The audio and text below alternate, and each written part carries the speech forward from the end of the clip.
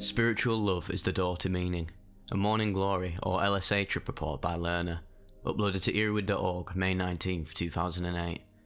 I picked about 70 to 80 full-size but not fully matured pods from the heavenly blue Morning Glory plant growing on my yard. These were equivalent to about 280 to 320 seeds once matured. Removing the seed pod husk, I put the inner white and green pulp into a blender with about 80ml of Pinot Noir wine and 80ml of purified water and amala, a small, very sour fruit. I added this to make the potion more acidic. I blended it well and then let it sit for about 3 or 4 hours, shaking occasionally. At 11:15 AM, I drank half of the brew. It actually tasted good. I drove my motorcycle to a wonderful area of wooded, hilly wilderness with great views. I ran to hike at around 11:45 and was feeling sort of spacey. I felt some pain in my legs and slight nausea.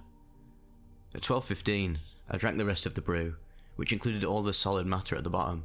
The spacey feeling and nausea were increasing, but the nausea was not nearly as bad as it had been in other attempts with these seeds. The leg pain was also less as well.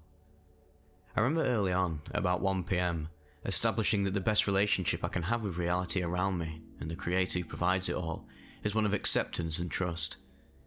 That was valuable, but that is something I've thought about a lot and already firmly believed in anyway. By 1:30, not much more was happening, and I was feeling a little frustrated. I felt confused and a general discomfort. It felt very similar to having a high fever, body discomfort and scattered thinking.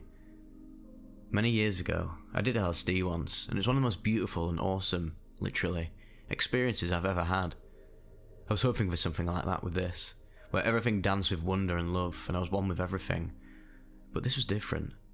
In fact, I felt sort of detached from everything. Things seemed dead and meaningless. By 2 PM, I was ready to write the experience off as useless. There was a fork in the trail, and at first, I tried to take the harder, more dangerous route. Before long, I returned and took the easier, more trodden route.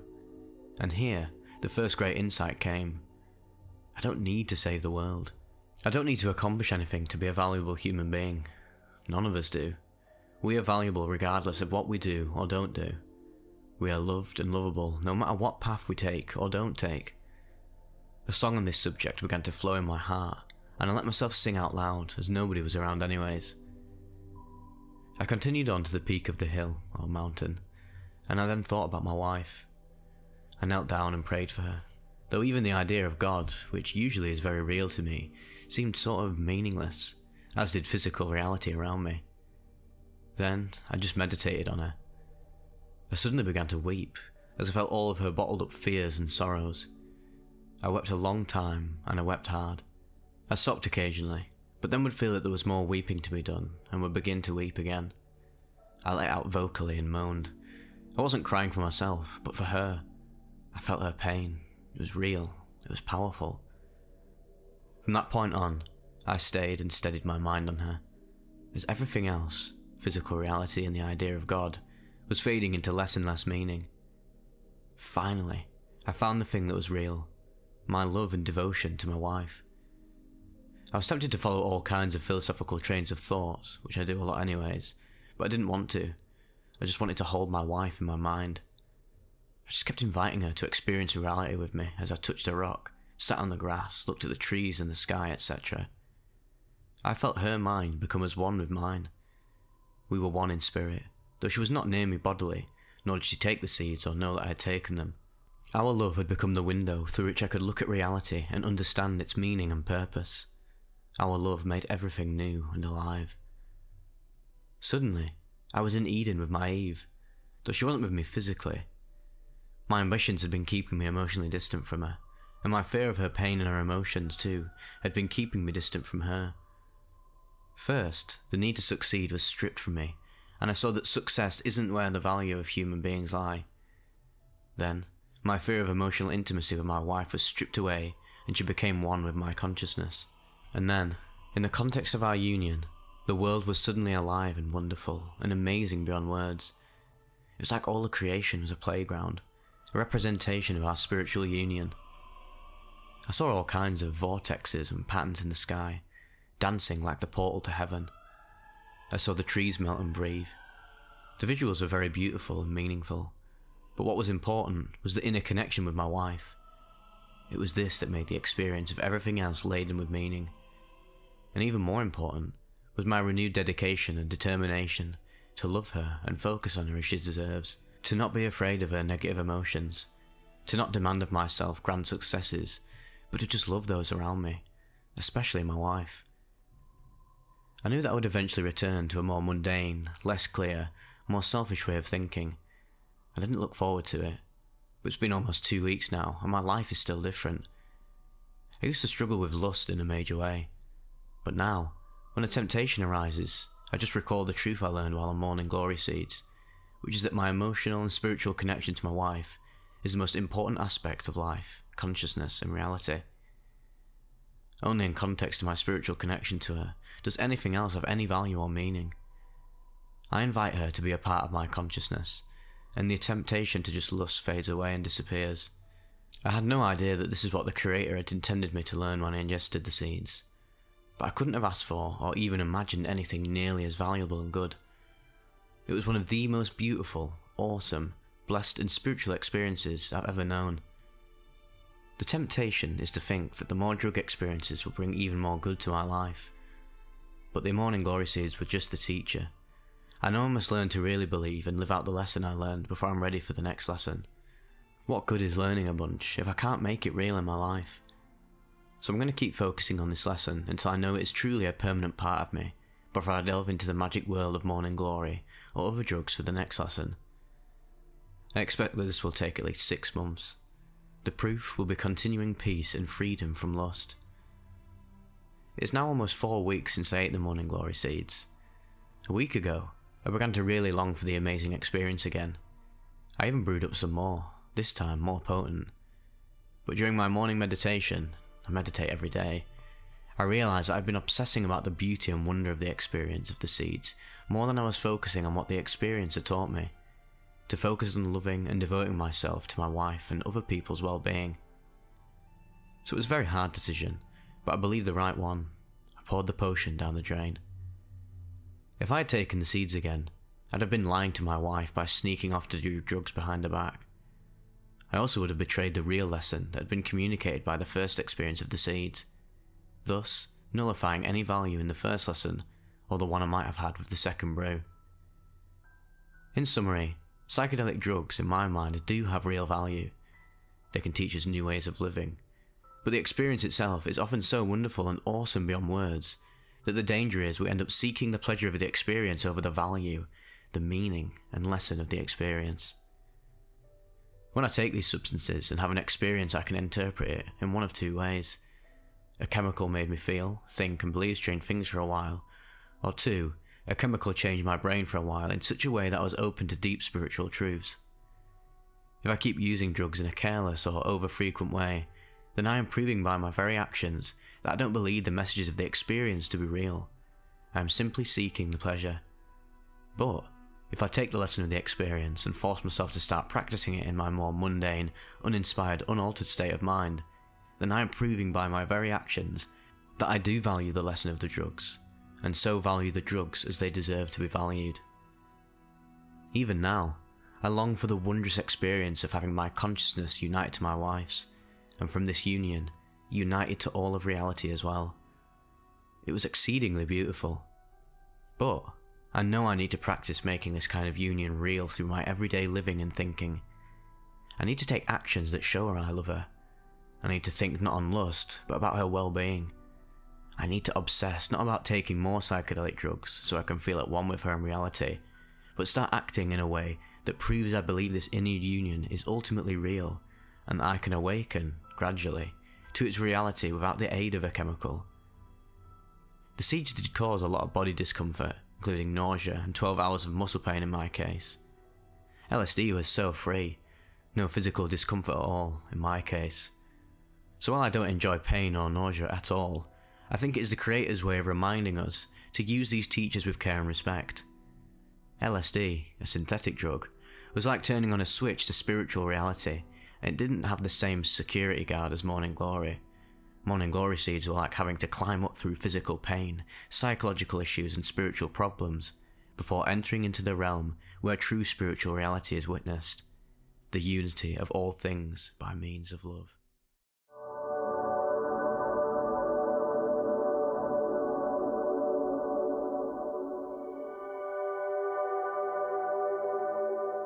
Complete connection on the first attempt.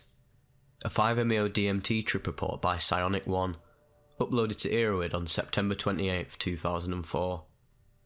I had read that 10 to 20 milligrams was a fully psychoactive dose, and was pleased to discover that it was possible to obtain 500 milligrams by mail for $175, so I placed my order. About a week or two later, a small package arrived from the southern US with my name on it. I opened the package to find a small wax paper envelope sealed in a mylar bag. Therein lay the object of my desire. I should preface the following with the fact that I have had a multitude of experience with psychoactive compounds, from LSA to Datura, nutmeg to MDMA, LSD, etc. And while all of these allies had their potential, there was always something missing from the experience. In retrospect, perhaps it was that I did not respect them as they apparently deserved. None of them had ever taken me beyond the known world to a point where I could not rationalise my experience, and for this I think I denied them their dues. Feeling a great amount of anticipation, I eyed the little yellowish crystals in the wax paper, almost with a sense of awe. Something about their very presence seemed powerful, as if they were trying to tell me something. I decided that there was no time like the present, and having read that nothing can really prepare you for what happens, I asked my girlfriend if she would make sure I was safe. She agreed to watch over me while I tried this new substance. I smoked a cigarette, I no longer smoke as of writing, and filled a pipe with ashes to buffer the melting crystals and stop, or at least slow their retreat from the flame and vaporization. In retrospect, I would not smoke beforehand, as I am not sure what effect this may have had on my experience. Looking at the pile of 5-MeO DMT, I noticed that there was a particularly large crystal, about the size of a blue-tipped match head, that was in with all the smaller crystals. I also read somewhere that the effective dose was about this size, so, lacking a scale, I went with that crude measurement. I gathered the crystal from the pile and placed it in the centre of the bowl of ashes. Looking at my girlfriend, who was also smiling and excited, I felt completely safe. The environment was warm, and I was in our bedroom. I felt that the setting was optimum, and that my set was positive and clear of subjective expectations. I took a deep breath, lit the lighter, and exhaled as completely as possible. Holding the flame to the crystal, I inhaled slowly, touching the flame to the yellowish chip until it sizzled and melted. I inhaled deeply and was pretty sure that I got all of it. 0 hours. I turned to set down the pipe, still holding my breath. I looked back at my girlfriend and noticed that her face was already starting to shimmer and become disorganised from itself. I exhaled. 5 seconds in.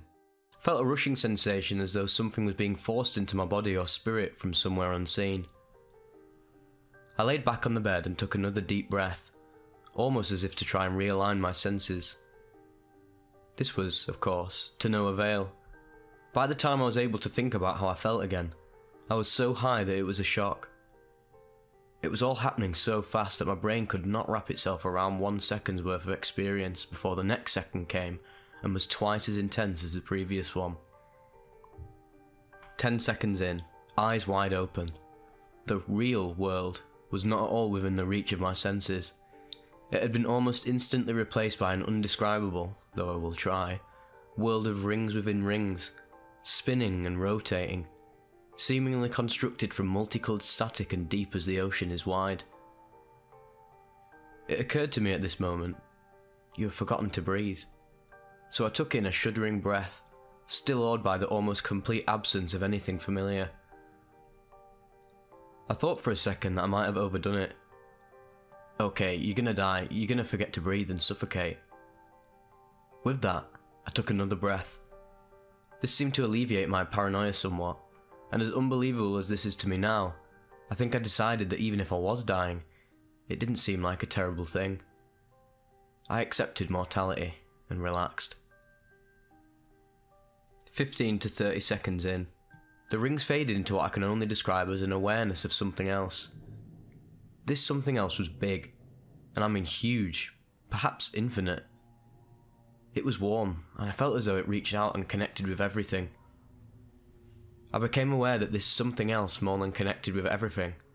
Rather, it was everything. I was everything. What is that? I became it, and it was everything. 30 seconds to 1 minute. Bliss. I am floating in a sea of warm energy. Little ripples would pass through me, and I would sense their rippling going on forever, into what I had now realised was infinity. I can sense other beings in this web of something else. They are happily floating here too, and perhaps unaware of their connection at all. It does not matter. It really is all good. 1 to 2 minutes. How could I have forgotten about this? Was the sensation that I felt, as if I was remembering something. I'd contacted a feeling that, while totally new to my current version of myself, was somehow familiar on a deeper level, almost as though it was a déjà vu. Of course. It was almost a silly feeling, as though I was so stupid for having forgotten that all of this was one thing, that even in the word universe lies the direct implication of singularity. All is one. These thoughts were not formed as common thoughts like, I want a cup of coffee or I'm going to take a shower. They just were. Almost like a smell that takes you back to your grandmother's house when you were just a little kid. They just were. 2 to 3 minutes. Okay, I'm coming back now. Can't see the room and I just want to stay in that place. When I relax and close my eyes, which I was later told were open for the above 2 minutes, I can easily drift back to that connected feeling. I decide to linger there for a little longer. 5 minutes in, I am elated, so excited that I've finally broken through. I start to try and explain and find that I really still cannot talk. I can see my girlfriend. She's smiling, anticipating what I have to tell her. I must have looked so high for the last few minutes. I exhale a deep breath and it sounds like I'm on nitrous. A spring reverb echoes around the sound of my exhalation.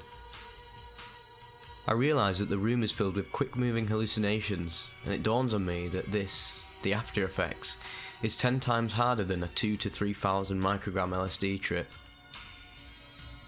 I take another breath and try again to focus on baseline reality, whatever the hell that is. 10 minutes in. I'm still very high, nowhere near where I was 10 minutes ago. I'm amazed and begin to explain to my girlfriend what happened while I was inside of that feeling. She relates to me what happened while she watched from the outside. 30 minutes in. Feeling almost normal.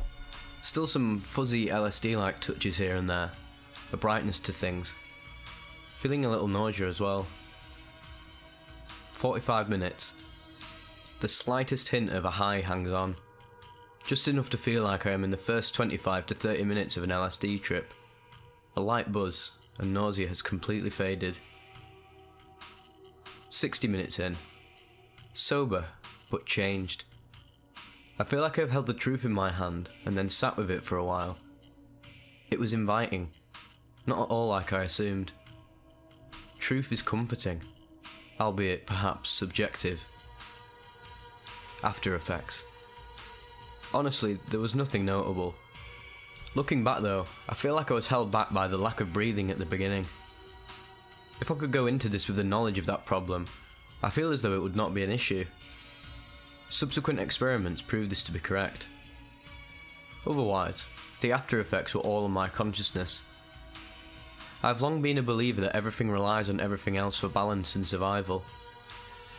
This experience put me directly in contact with that reality. I will never forget the lesson that I have learned. Whether 5-MeO-DMT is responsible for it or not, I decided to start taking better care of myself at that point. Quit smoking, exercise, break free of unhealthy relationships, etc.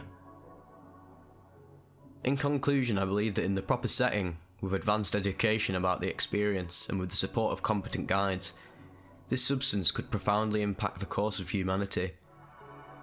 It has given me a respect for all things and their place in the world that was there previously, but not at all reinforced by experience in my life before this experiment.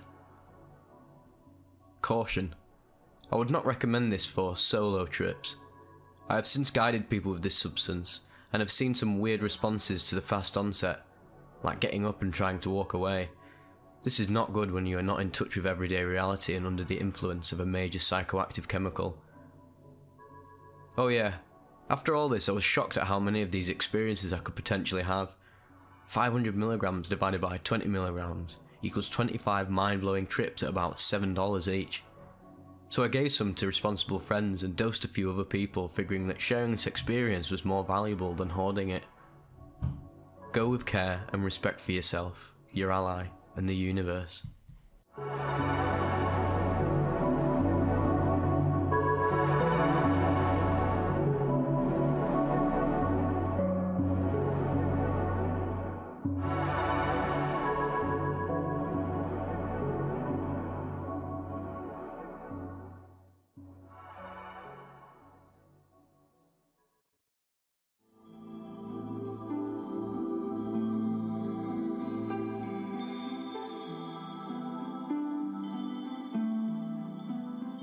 Becoming God, a 200 microgram LSD and 100 milligram MDMA trip report, uploaded to the Actualized.org forums by Emanen on August 22nd, 2022.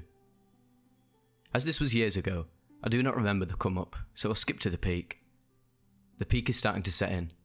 I feel this extremely deep need to let go. I'm listening to music. I lie down on a couch and I'm about to close my eyes, but before I do, my awareness suddenly goes out of my point of view, and I'm able to see the surroundings of my environment as if from above. I see beyond the walls, and as if my POV and perspective is at all places at the same time. I begin to dissolve rapidly. There is a sense that I've done this infinitely many times before. I see people walking outside from a very expanded level of consciousness, but not through my eyes. I let go even more, and I think at this point there is no more distinction between having my eyes open or closed. It became a meaningless concept. There was just experience. I begin to experientially dissolve all qualities I am familiar with in my experience. The sense of I, being in a location, and much more. Experiential qualities like the temperature, external environment, memory, music, time, and everything you consider to be a part of your human experience are absolutely deconstructed away from my experience. What I mean is that these things cease to exist in my experience, as I was realising that it had been me all along who had been constructing these things. They were not outside elements, but all created by my mind. It is as if a huge burden is being lifted off from me. All my limitations are falling away. At this point, my consciousness zooms out and encompasses a galaxy. I am filled with indescribable, deep physical euphoria, ecstasy, bliss, and love. It felt like an orgasm, except it was thousands of times stronger and everywhere. I was feeling this infinitely deep euphoria and love on the scale of a galaxy, not in a body, because I no longer had a body. I had deconstructed it. I was feeling it everywhere where I was, which currently was a galaxy or something of that scale. My consciousness was filled with nothing but bliss and was incredibly vast. I cannot even begin to describe this. It should be noted that at this point I had no separate senses left. The only thing in my existence was this spacious bliss, alongside a visual representation of the form that I had become, but rather than seeing the form, I had become all of it. I keep letting go, and as I do, my awareness starts to encompass a whole universe. I was being it. I became it. The bliss becomes even more intense. I cannot in any way relate to this level of love and bliss in my current state. After this, I let go even more, and now I see an infinite number of these universes, and become something akin to a multiverse. At this point, I feel like full-on God. No longer is there any subject and object, only experience itself. There was total oneness in so many different dimensions. The intelligence, beauty, bliss, and love are indescribable. This whole transition happened very fast. I then let go even more until my form and experience was nothing but something like an infinite number of Godheads. Alex Gray's artwork, The Net of Being, shows a very crude version of a state like this. What I experienced was infinitely more grand. I was not seeing an internal hallucination with my eyes closed of these Godheads. At this point, I literally didn't even have eyes in my experience. Instead of seeing anything, I was becoming the space of these places itself. The godheads that I now was were indescribably intelligent, and each godhead contained within an infinite number of dimensions and universes inside of it. They were perfectly one, yet infinite at the same time, and were in total communication with each other. There was nothing left of my human experience. I was full on God. It should be noted that my usual senses did not exist, nor did memory, time, or language. There was just utter peace, bliss, love, intelligence, beauty, and consciousness. There was infinite self-knowing. I was in control of everything, yet I did not have to control anything at all. This was nirvana. I became completely omniscient, omnipotent, and omnipresent. Everything was an infinite fractal containing everything else in any point of the experience. This state was completely self-sustained and self-generated, the source being me, which was infinite consciousness. There was an infinite beauty, which was reflective in quality, and conveyed the feeling of total awakening. The love was infinitely deep. There was nothing but love. I was absolutely conscious of everything in existence. I stretched infinitely far in all possible dimensions, not only spatial, but in all experiential dimensions that were possible. The creative potential was so vast, I could have created trillions of fully fledged dimensions, and it wouldn't even come close to the full capacity of this state. But I felt no desire to do anything. I could do anything, and I mean anything at all. Nothing was impossible. The bliss and love at this point are infinite in magnitude, and were I be still in a physical body, the body would literally die from the amount of love and bliss I was experiencing. This state was the source of all creation, and my true nature. This unmanifest realm was where I would go when I died. This was what I was before I was born. All of this felt very deeply healing, as if every state I had ever experienced as a human was utterly unsatisfactory compared to this. Nothing had ever come close. I then proceeded to rest in this state for an infinitely long time. For comparison, all of my life up until this point was experientially not even a fraction as long as I was here. 1,000,000 years would not even come close to how long I was in this blissful state. After I felt like I'd become completely and utterly satisfied, I decided I wanted to become human again. This only happened once I was completely satisfied after spending an infinitely long time in this state. I began to construct a human experience again. I started with making the physical universe, then I started localizing myself into it. I started reconstructing the music, clock time, the physical body, personal memory, and other things like this. I consciously went through the process of creating my memories, my life situation, my environment, and could have chosen any form I wanted for myself, but I specifically wanted to be me. I completely desired to be me, and this was the sole reason I constructed myself as I was. I begin to come back, and at this point, I once again have a physical human form, but I'm still feeling the love and euphoria, though now, it is localized to be felt all over my body. I continue to lower my level of consciousness so that I can experience what it's like to be a human, because as long as I am a body, it cannot keep this level of consciousness, or it would physically disintegrate. So, I had to use my intelligence to put limitations on myself. The rest of the trip was then spent enjoying the music, and being in awe of the fact that I was God. This trip permanently changed all of my understanding regarding reality, life, myself, and so much more.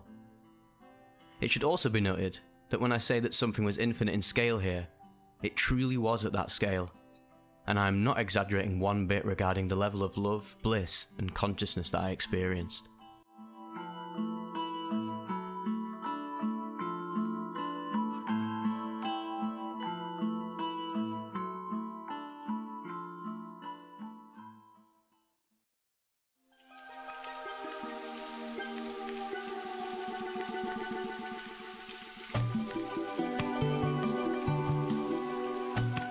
There is Nothing But Beauty, an MDMA trip report by Holotropic Thinker, uploaded to Irwid October 22nd, 2016. Other factors worth mentioning: I have borderline personality disorder, I'm 88 kilograms in terms of body weight, and I have trigeminal neuralgia. I'm a person who doesn't take mind-altering substances lightly or for fun on a night out.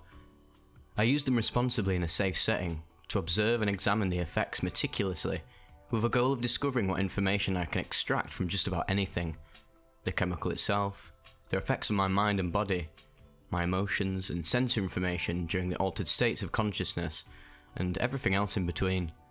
However, I am most interested in their therapeutic value. I got a hold of crystallized MDMA a few weeks ago, when a friend of mine brought 500 milligrams to split between us to 2 equal amounts. Having been self-educated about the dosage in relation to its effects, I decided to be cautious with the substance due to being a first-timer, and ended up splitting my share down to 2 125 milligram doses. The aforementioned friend, experienced with the substance, took his entire dose of 250 milligrams. The mindset was balanced throughout the day. The emotional realm had been undisturbed prior to the experience, and the setting was the relatively clean and cosy comfort of the home I have shared with my girlfriend for the past 5 years. It was 10 PM on a nice, quiet Saturday evening when we took our doses. The intake method was insufflation. The beige-brown, sugar-like sticky powder tasted uncomfortable as it started dripping down the back of my throat. The taste was a bit metallic, like a bitter and more synthetic version of brown sugar, with a pronounced dimension of a cough syrupy bite. After the insufflation process, the both of us went straight outside to the balcony for a cigarette. I've been a regular smoker since the age of 16, 10 to 15 cigarettes a day, strong blend, and during smoking, the effects started building up rapidly. Within 2 minutes of intake, the bodily effects had hit with full force. The mind was adapting to the alteration of consciousness in the way not unlike somatization, because the process was extremely fast. The bodily sensations of transcending were severe, causing great disturbance in tactile perception of your body weight, coordination, motor skills and eyesight. It was almost a bit too much to handle. Very little effects, however, were initially observed from the mind's point of view. 10:07 PM. We come out from the balcony and I was still somewhat in the process of transcending, because entering to the kitchen felt like going to a new house for the first time. This is when I first started observing the full extent of the effects, as I remember being extremely fascinated by the feel of the room, almost as if it was an entity of its own. My girlfriend was cooking food, smiling happily and asking about what's going on in my head. I answered that apart from physically feeling relatively nauseous, I'm feeling severely disoriented with all the sensations I was experiencing, much like going for an exploration process into uncharted territory with no map, only that the uncharted territory was this new notion of how my consciousness handles the full range of my emotional realm. Very quickly, at around 10:15 PM, this friend of mine made a decision to leave the apartment to meet a friend of his, but wanted us to group hug before leaving. As soon as we touched each other's bodies in a purely platonic fashion, I felt I had been given the key to decipher what I was going through. At this point, all the bodily discomfort started to decrease as fast as it had built, so I felt inclined to report that it's okay for him to leave instead of having to be my trip advisor. All I needed was the comfort of my home and the presence of my girlfriend. Within 1 minute, all body load was completely gone and absolute cognitive clarity took its place. Me and my girlfriend have had a very rough, very long, and extremely consuming patch in the past with a variety of difficult and even unresolved issues, but love has always appeared to prevail and we'd never been able to split up. There'd been times when I had contemplated and planned suicide, and had started even up organising the future of my life towards that goal. I'd never been able to pinpoint the exact feeling I've had that has hindered this plan by pushing it perpetually further in the future. I of course have known what love is, and genuinely felt it a number of times with a number of people on various occasions, but as soon as I had reorganised the status of my consciousness to a self-referential coherence after the intake of MDMA, it was like an entire new level of feeling and sensing love in all its uncensored exuberance had taken a hold of me. This new form of feeling made me completely awestruck. Felt like I was a 5-year-old discovering a new, wonderful thing in nature, and having nothing but a sheer, uninhibited sense of wonder towards that phenomenon. The emotion was so powerful in depth and permeating all layers of what I had previously known that in contrast to this discovery, everything outside that feeling felt almost meaningless. Being bombarded with the all-encompassing nature of this discovery, all I could speak to my girlfriend was that there is nothing but beauty, and this is something else I've never experienced, for almost half an hour. I was completely blown away by the beauty that eluded all previously known sensory perceptions, and completely engaged in the experience with no ability whatsoever to escape the effects of the substance. During those 30 minutes, the sensation transformed into a whole new version of love and affection unlike I remember to have ever experienced. I became accustomed to this new discovery, but I noticed that this happened solely because my brain had to organise this new information in a way that made sense to me. Something absolute had to be relative in order for me to make sense out of it. The way that my mind apparently chose as the optimal route to handle this new information was to create a new sense that is able to observe it. 10:45 PM. At this point, I had 6 senses all working in overdrive, but with absolutely no distortion whatsoever. The visual field was sharper with colours more pronounced than usual. All smells from the cooking were more distinctive than usual as well. The wine I was drinking at the table wasn't the best on the market, but still astoundingly pleasant in flavour. The music coming from the living room, Helios Iniquia album, felt like it was a universe of its own, and all tactile information was felt directly in my veins. It's a bit more difficult to explain the sixth sense, but I would address it this way. I sense that my girlfriend has an aura, almost tangible in appearance, that draws me in its vicinity with almost maximum force. It was a bit like an electromagnetic force field that pulls objects to orbit around it. Because of the power I felt around that aura, I felt reluctant to even go to the bathroom for my business. I've experienced heightened sensory perception earlier with various strains of cannabis, and to some extent, with little amounts of psilocin, but this was something different.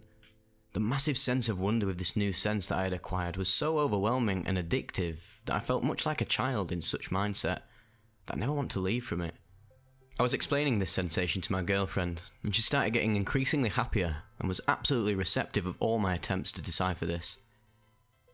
This reception further fortified my confidence, and as soon as she was done with the cooking, we sat down at the table to drink wine and have an in-depth conversation in the light of flickering candlelight about the ailments we have had. The atmosphere that consisted of all the aforementioned sensory perceptions was so incredibly thick, and it had a huge impact on me. 11 PM to 1:30 AM. The conversation lasted for a bit over a couple of hours. We consumed 2 bottles of wine, and I had a couple of cigarettes during that time, but at any time I did not feel even slightly inebriated. Sometimes when I watched into my girlfriend's eyes during a reoccurring ephemeral silent moment, I could feel getting more sucked into the effects of the drug. Sensory information became increasingly vivid every time in each of the 6 senses. During this time, I became more tangibly aware of myself, who I truly am and what I truly feel, and that every layer I have constructed on top of another during my entire life is a filter placed to cope with all the cultural baggage that is imposed upon everybody. Upon realising this, I didn't feel particularly sad. I just hoped every single human being would be able to distinguish this and let anything like this impact their lives as little as possible. Everybody deserves to be loved the way they truly are, with no reference points from a cultural perspective. We all are pure from the heart, but cultural societies bury these qualities and pile too much rules and restrictions that directly manipulate individuals' perception of themselves. This became palpably evident to me, and ultimately I considered this piece of information as my profound lesson of this excursion. At 1:30 AM, me and my girlfriend started having sensual sex before she started sleeping. Sometime after this, I started shifting back to the normal state of experiencing my environment, and began to carefully analyse the experience, making formal notes for this report. I was enthused about the positive experience and grateful about everything that I had felt during the experience. The enthusiasm was, of course, heightened by this comfortable feeling of having resolved some of the issues that have plagued the relationship I have with my girlfriend, plus me having a better understanding of myself as well. I still experienced great warmth due to the sensation of love, but the sensation started diminishing slowly, but relatively noticeably. I wasn't exactly bothered by that at the time, since I knew that the love itself is not going away. It's just getting more and more abstract, and I will still be able to summon this experience whenever I so desire, with a large array of methods that don't involve any aid from the substance itself. All in all, I felt grateful for the experience, and accepted fully that it is now coming to an end. I still felt unwilling to go to sleep though, so I rolled a small joint to calm me down. By 3 AM, I was sleeping. The following day, the serotonin levels had completely plummeted. I woke up at 9 AM to drink water, and I couldn't get a firm grip of my consciousness. much like during hangover, but without the headache and tremors and with further cognitive impairment. Due to extreme fatigue, it felt extremely difficult to stay awake, and this might have contributed to the fact that I felt disorganised in my mind. I shrugged it off partly by contemplating that the subconscious has to move things around a bit after such transformative experiences, but also partly because I have previously felt that powerful synthetic drugs, most notably carbamazepine, produce massive drowsiness, at least for me. I was a bit more passive than normally throughout the entire day, avoiding deep and meaningful topics for some unbeknown reason, even though I wanted to share the experience with my closest friends. I gave the rest of my portion, the other 125mg dose, away.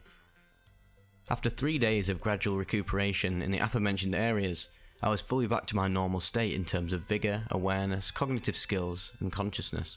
The afterglow started from this point on as well. Shulgin rating scale. T plus 2 minutes, plus T plus 15 minutes to T plus 60 minutes, a strong plus plus plus, T plus 60 minutes to T plus 210 minutes, a strong plus plus. Overall feeling, T plus 15 days, more conscientious, more engaged, less passive, more positive. Afterglow magnitude, 0 to 10, 5. Drug dependency, physiological, 0, psychological, 0. In summary, the information, based on the memories I have of this experience, has enhanced my consciousness moderately. Improvements in self-esteem are noticeable, feelings of frustration and irritability are mildly increased, but not so much that they manifest in behaviour. Behaviour is driven by compassion and acceptance a bit more than before. Propensity towards disappointment not increased, tolerance of boredom increasingly better. Frequency of mood swings and peak points somewhat dropped and their tolerance strongly improved. No noticeable effect to the frequency of trigeminal neuralgia paroxysms. 125mg insufflated is absolutely the largest dose I would try, even in a safe set and setting. I'd much rather take 100mg for this type of experience. It will most likely provide the same insight and experience without going overboard or unmanageable at any time. Therapeutic value comes from the permeating state of wonder and subsequent awe, which is unmistakably profound during the first time use, but will undoubtedly lose its potency and efficacy in short interval use.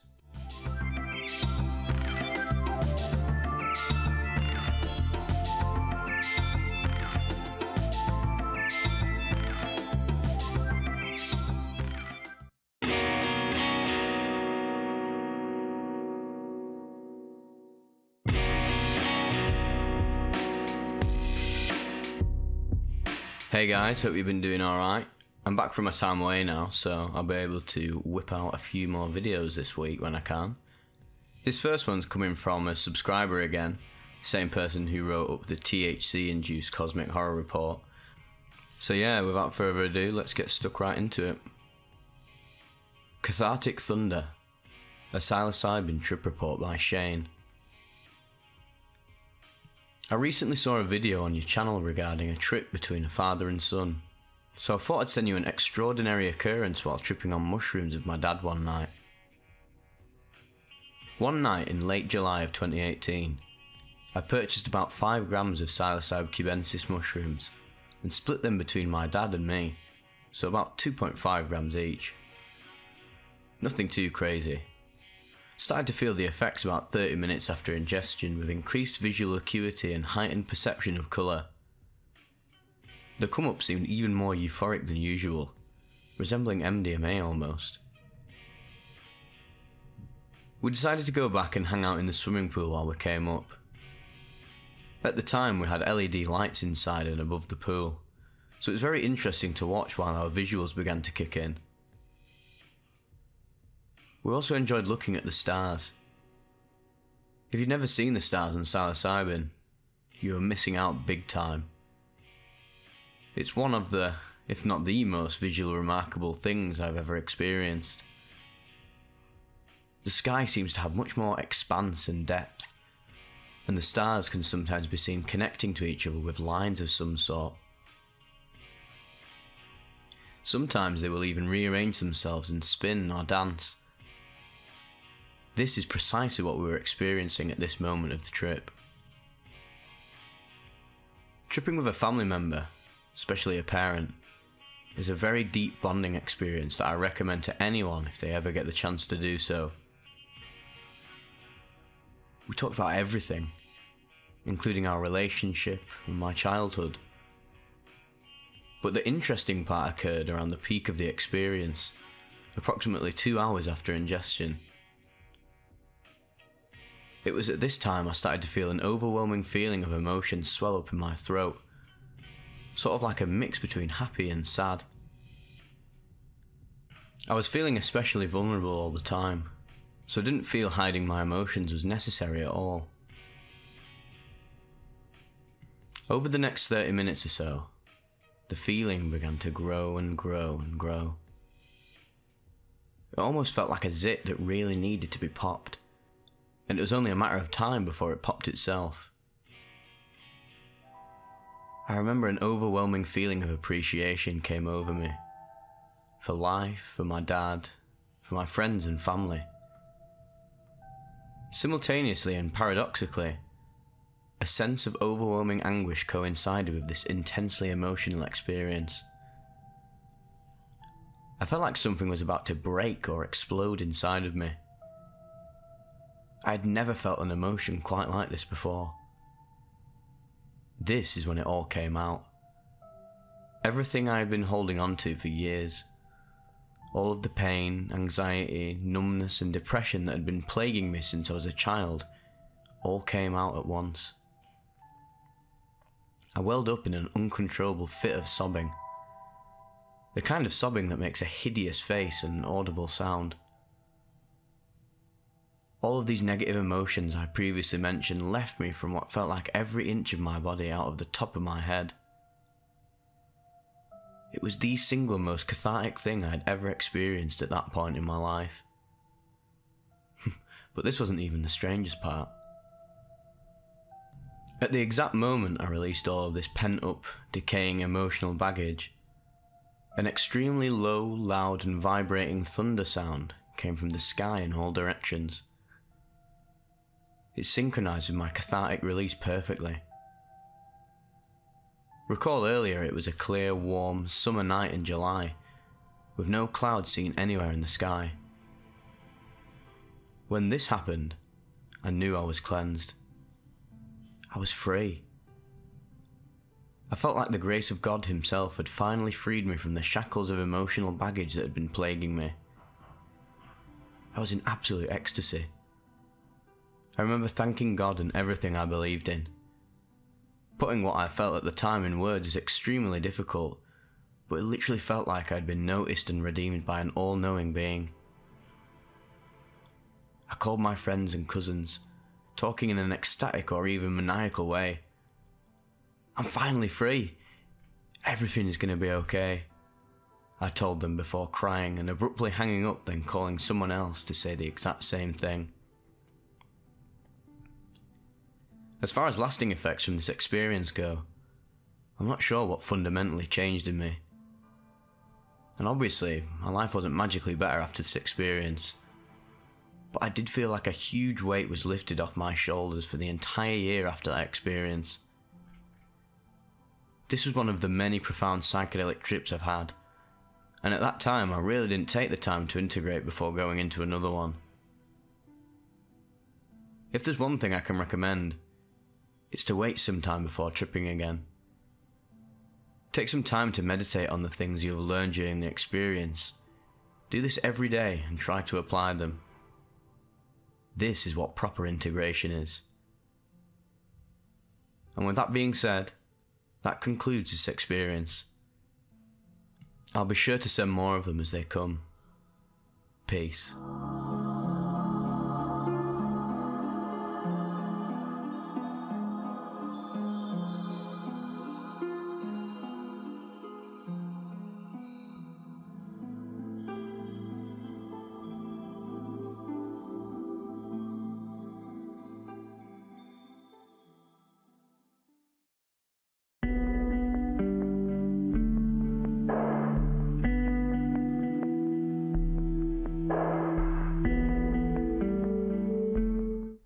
I Am It, It Is I. An LSD trip report by Kwayan, Uploaded to heartwarming October 14th, 2008. This trip is the one that showed me the way. It has since proven to be but a glimpse of the doorway to enlightenment. The date of experience is February 15th, 2005. I dosed at 8 PM. My mindset going in was incredibly calm. It was probably due to the amount of time I spent meditating in the last 4 months prior to this experience. Anyways, after dosing I got into bed and just lay there. Complete silence. It was the first time I've ever tried tripping in complete silent darkness. About 15 minutes in I started feeling the initial mind whirl that I always get coming up on acid. I felt incredibly drawn into everything. By now I had turned on the light and was vividly staring at a stopwatch that I had been using. Things continued on, and I called up to my buddy via the two-way radio just to say what's up. At this point I felt incredibly light, like my skin was evaporating into the air. At that same moment I said to myself, here we go, for I knew what lay just beyond the hour. As I continued to lay in my bed, T plus 30 minutes, I got incredibly bored just sitting there, so I said fuck it, I'm getting up. By now I was totally feeling the effects of this wondrous molecule, as I so eloquently put it in my inebriated state.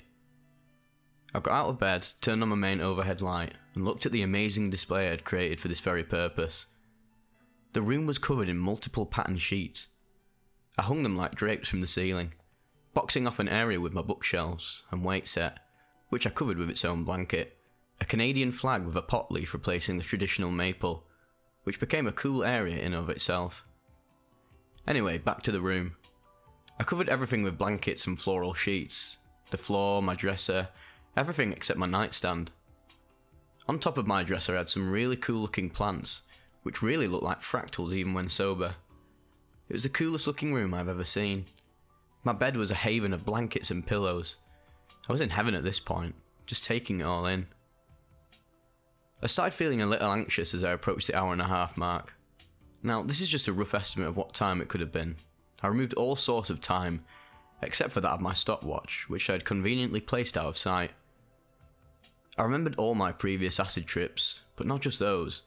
There's this feeling that, like, I've done this a million times before, an infinite number of times before, which gave me a sense of great calm.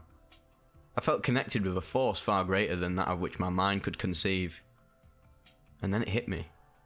To truly know it is not to know it. I had to play guitar. I came out of my room, turned everything on, and just wailed. I have a looper that I can record a progression, then I just jam over it. As I continued to play I looked up at this poster of Jimi Hendrix, and it looked like he was smiling and nodding his head at me. It made me shiver. I was playing exactly what came into my head without any effort. My fingers could fly up and down the neck at speeds I couldn't even comprehend sober. Any note, melody, chord or sound could be produced at will. I merged with what I was thinking, with what I was sensing, and I was the sound. I became the vibrations in space that created this, like one big ass superstring, for those familiar with the string theory in quantum physics. I remember at one point I could see the fields of sound coming out of the amp. Each frequency was seen as a different colour, and I could change the note feeding back by simply moving my finger and walking into another field of visual sound. These fields were everywhere, a beauty beyond comparison. It was like a massive collage of sound, layering infinitely on top of each other. I played for a little while longer, and just like that, felt it was time to stop. Put the guitar down, powered it off, gave a nod to my Hendrix poster, and then proceeded back into my room. That is when I disappeared. I felt this wave of energy flowing through me. It was the eternal life force that is all consciousness. There was an immediate connection to all beings. I was now simply a letter to identify my body. It had no connection to my true self. At this point there was no difference to what I was seeing with my eyes open versus closed. So I decided to head upstairs to converse with my buddy. In previous trips where I ever encountered non-tripping people, it really brings me back to reality, but for some reason he was just as much a part of the trip as the plants or the wall, for example. It's funny when I hear this, I feel that all of a sudden I'm everybody that's going to hear this at all, and also the voice speaking it, at the exact same time. My buddy had a fire lit, which I found quite amazing. I kept staring into the fire, and I would become the fire. I'm sure a lot of you know what I am talking about. As time went on, I saw vision after vision, just constantly flowing. I knew I was totally immersed in the experience at this point, and just started walking around slowly, contemplating life and existence. I got this vision of a graph. I related the graph to awareness being brought into nothingness, or the 0 point. Then I started attaching words to this, and boom, it hit me. When I analysed my experience, I would always start spinning in my head, pure chaos at its finest. But when I just felt my experience, not attaching any thought, opinion, idea, or any other construct of the rationalising human mind, I became everything and nothing at the exact same moment. There was no experience to be felt, for I was the experience, and to feel it would imply knowing I was feeling it, and knowing is a function of the human brain. I became the same as everything around me. I simply did not exist. I am the wave. I felt that everything was flowing, moving, and eternally changing, and I was part of it all. Every time I gained self-awareness, it simply felt like I was me, coasting on a wave, which would instantly cast me back into the realm of nothingness. I wandered around in this egoless state for what seemed like hours. At one point I remember thinking that it must have been at least 8 hours into the trip, but upon further inspection, it's only 11:45. Holy shit. I figured I'd better get back downstairs, so I headed down and lay in bed for a minute or two, but was far too energised to stay there. I got out and began just wandering around. I went upstairs and just started walking around my house in a constant circle. Through my living room, then past the kitchen table, into the hallway, past the bathroom, back into the living room. I did all of this incredibly slowly, taking about 5 minutes to make one rotation. Once I'd been around about 10 times, I realised I was just walking and observing, which instantly reminded me of my Zen practice and Kinhin, walking meditation. As I continued to walk around, I recognised the fact that there was no internal dialogue. If there was, I was not aware of it. I was just one big antenna, receiving every bit of information at the exact same moment in time. Right now. It's all sensation, just sensation. Just feel. Don't analyse the feelings, just feel into them. That's it. Anything else is just purely itself. Feel. Sensation cannot be expressed in any way, shape or form. It can only be perceived. I don't know when I said this. It was sometime during my Kinhin practice. I continued doing this for quite some time. Not sure how long though. But at least another hour. I have no idea though. I can't really remember much about the next few hours, other than incredible feelings of my own omnipresence. Details are lost, but the sensation I remember, it was this ultimate calm. Everything was perfect. It was the most blissful experience of my life. Zen is the practice of everything and nothingness. Being sensation, yet being beyond sensation. I understand. Some would call this enlightenment. Others would just call it words. Beautiful. Zen practice is Zen practice. It is, after all, a practice. It's not about understanding. Understanding is great and all, but understanding is something that we apply to it. You cannot know. To know is to not know. It goes beyond the sense of wonder, because the sense of wonder in itself is just that, a sense of wonder. And to apply anything to a sense is the mind at work. There was a point where I could perceive an infinite number of dimensions, both spatial and temporal. Like for every single perceiving being in the universe there was another dimension of existence, and I was aware of all of them. I remember seeing all this again relating to a graph. It was like a cube, but there was also a vision of time as a spatial dimension, constantly unfolding to reveal a more different reality. I remember seeing fractals everywhere as well. Everything was a fractal. Time was a fractal. Didn't matter what I looked at, it would become a fractal. The last thing I've recorded is all those shit meanings. That don't mean shit. I've no clue to what I was referring to, but I figured it necessary to get down. Ah well. The rest of the night is a big blur of events. I remember dicing up some ginger root and making some tea, and I don't know what else happened. I remember after my buddy had gone to bed, I was sitting upstairs, this was like 10 AM now, and I just kept smoking joint after joint, but due to the nature of my trip, I just couldn't reclaim my ego, for I felt doing so would be ignorant. Then I smoked a joint and realised that I am in fact a separate physical being, for now anyway, and that life is about feeling, interacting, and most importantly of all, loving. Every moment. Just love. Not anyone or anything, but just for the sake of love in itself. There was not one difficult moment. Every time something unpleasant would come up, instead of trying to drop it, I just marvelled at the fact that this was going on. I remained selfless for who knows how long, because I remember waking up in my own bed, like I'd actually taken the time to get ready to sleep. I have no recollection of this whatsoever, just that I finally regained my ego after waking up.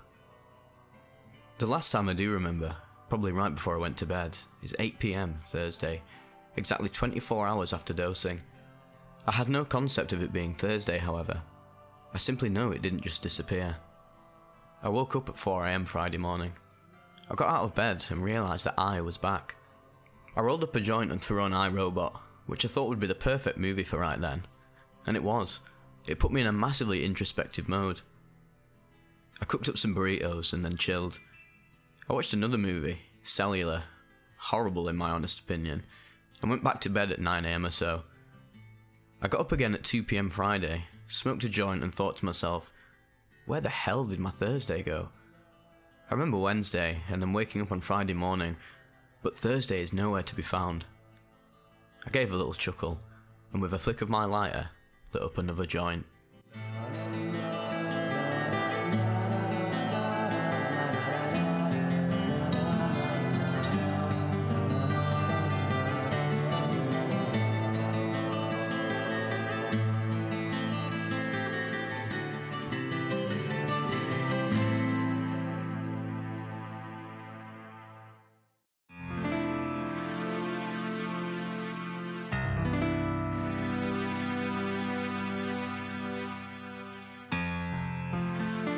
Mystical Transformation, a 4HO MET and MDMA trip report by Droff, originally from the Blue Light Collection, uploaded June 6, 2017.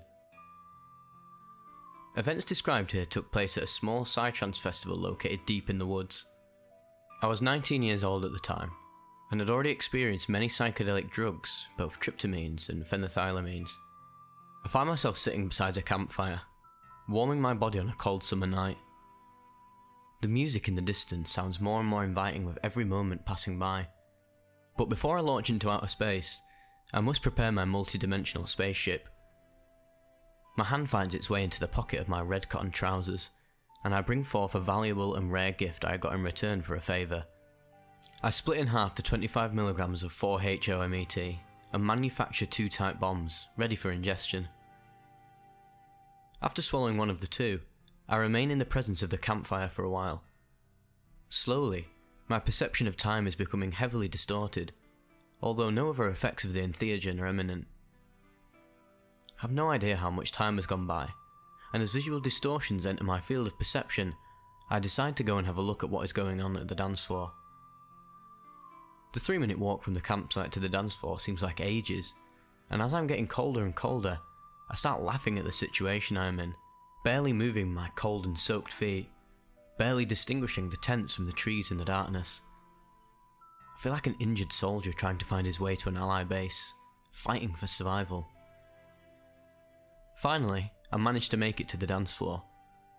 The music is great, but confusion finds an empty room in my mind and settles itself in. Thoughts of all kinds are swimming across my mind. They're mostly unimportant and quickly forgotten, so that is why I start asking myself, did I make a mistake? Will this be another utterly meaningless and repetitive experience? Luckily, I bump into my friend B on the dance floor, and he asked me if I'm willing to give him some MDMA, which I'd already prepared for ingestion earlier. I have 2 doses of about 125 mg, so I decide to take one and give the other to B. After some time, while remaining on the dance floor, I spontaneously slip into a somewhat meditational state of mind. Thoughts begin to dissolve in an ocean of awareness. I'm absorbed by the music, and the music is absorbed into me. We merge. My consciousness spreads around me, like a fart trying to find its way into the noses of other people. I look around and see myself in everything and everyone. What previously seemed like separate and individual objects of perception now appears to be deeply interconnected.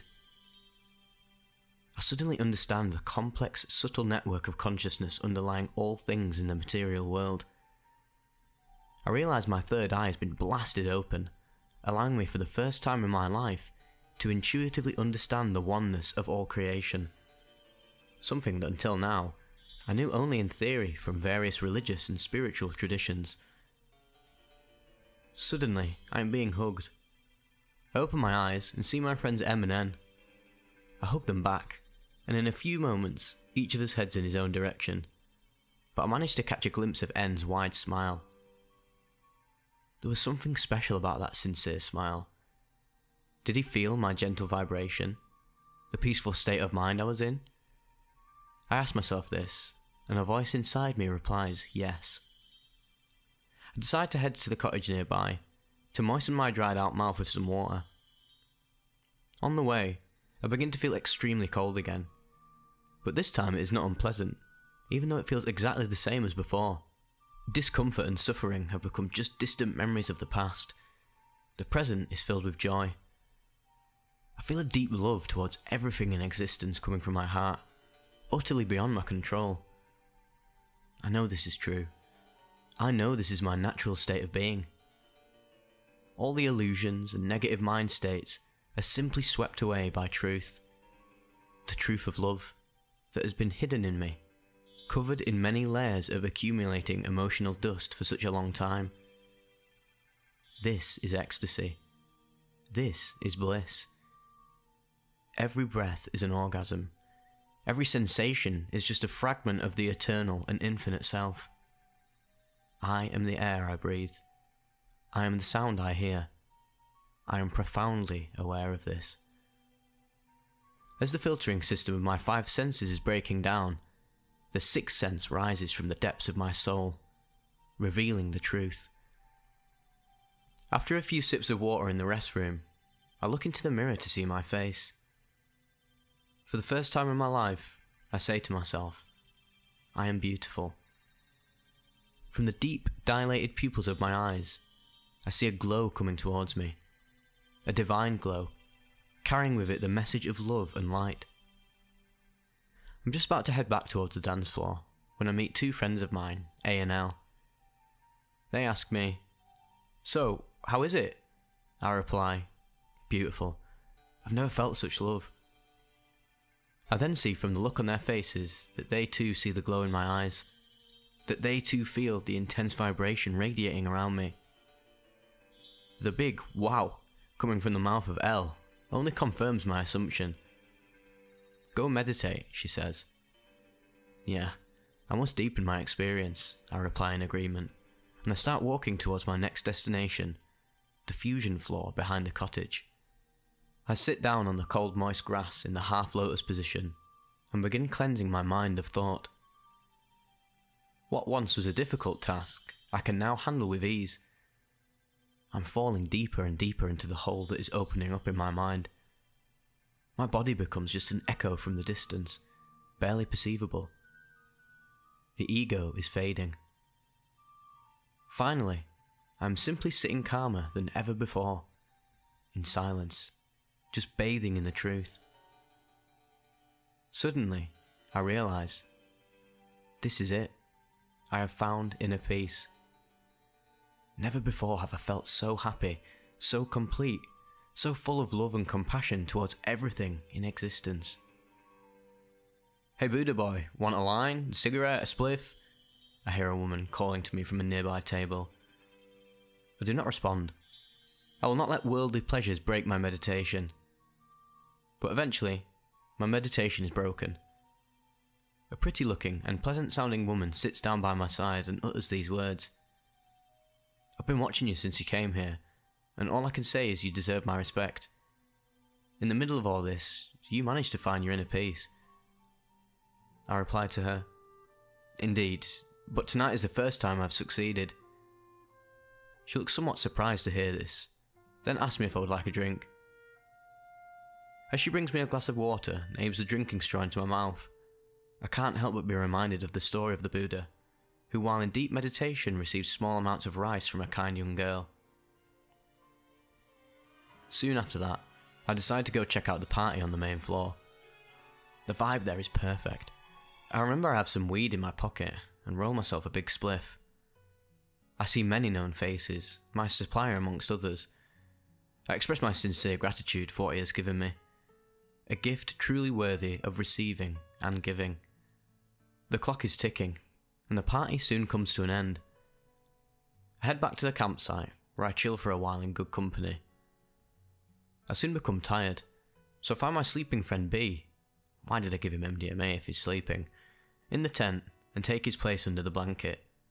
I fall into a deep slumber without effort.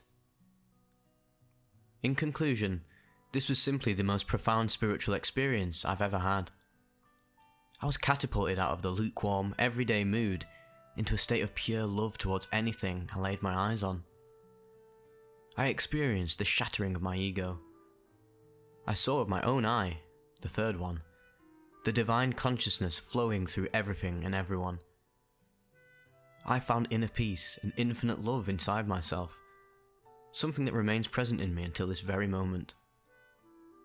It's been 2 days since the experience, and I feel that my task now is to maintain this state of being for the rest of my life, and spread universal love and compassion amongst all sentient beings. Namaste, and remember, I love you.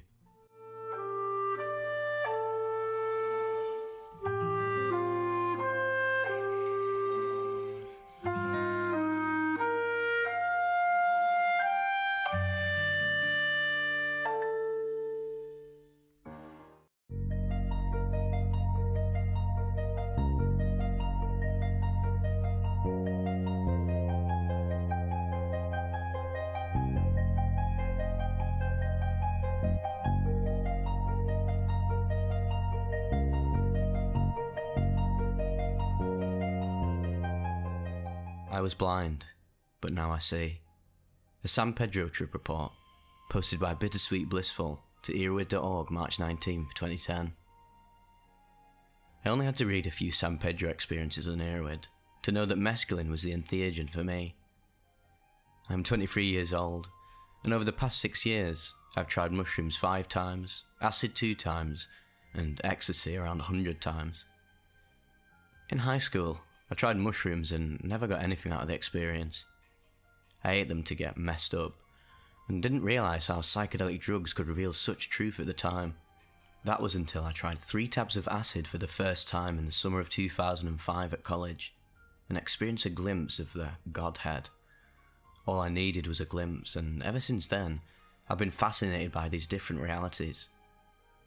I spent every day researching entheogens, reading experiences, reading studies, while immersing myself in the idea that I had possibly found the greatest thing on earth. Shortly thereafter, I had another opportunity to try acid, but it was not anything like the acid experience from before, the complete opposite actually. I was utterly let down. I felt like I had lost my passion for these drugs, and that what I had previously believed about their potential was completely off. I was depressed and gave up on all these wonderful substances. I threw out my idea of going to Peru for a spiritual quest. I passed up 2 chances to smoke DMT. I fell back into society and believed that these were nothing but drugs that had no spiritual purpose. And this was all about 3 years ago. As of 2 days ago now, I am now again a faithful believer in entheogens and their positive nature once again. Drunk one night last week, I ordered San Pedro from an online site. My boyfriend didn't even know what San Pedro was, or that it contained mescaline, and I had only learned of this 20 minutes previously, but without hesitation, we ordered 2 feet of the cactus to be shipped overnight for an extra $25. And the package arrived. The cuttings were beautiful, bright green, thick cacti. Although we ordered 2 12-inch arms, we had one 13-inch and one 14-inch arm. I was pleasantly surprised to say the least. We decided to skin them, put them into a food processor, spread the mush onto a few baking trays, and wait for the cactus mush to dry. We then put it back into the food processor, and took the powder from that and put it into these capsules to avoid the apparently horrible taste of the San Pedro. Well, we woke up early the next morning, around 8 AM, and found that the cactus mush did not dry overnight, but most of the water had evaporated. Because we were both so excited to trip, and because we had our minds set on that morning, we grabbed 2 spoons and began to spoon it into our mouths without chewing, while downing it with cranberry juice. The thick mush slid down our throats and we could feel it plop into our bellies. As long as it didn't touch your taste buds in the wrong spot, it wasn't really that bad. It took about 6 big spoonfuls each to finish the goop.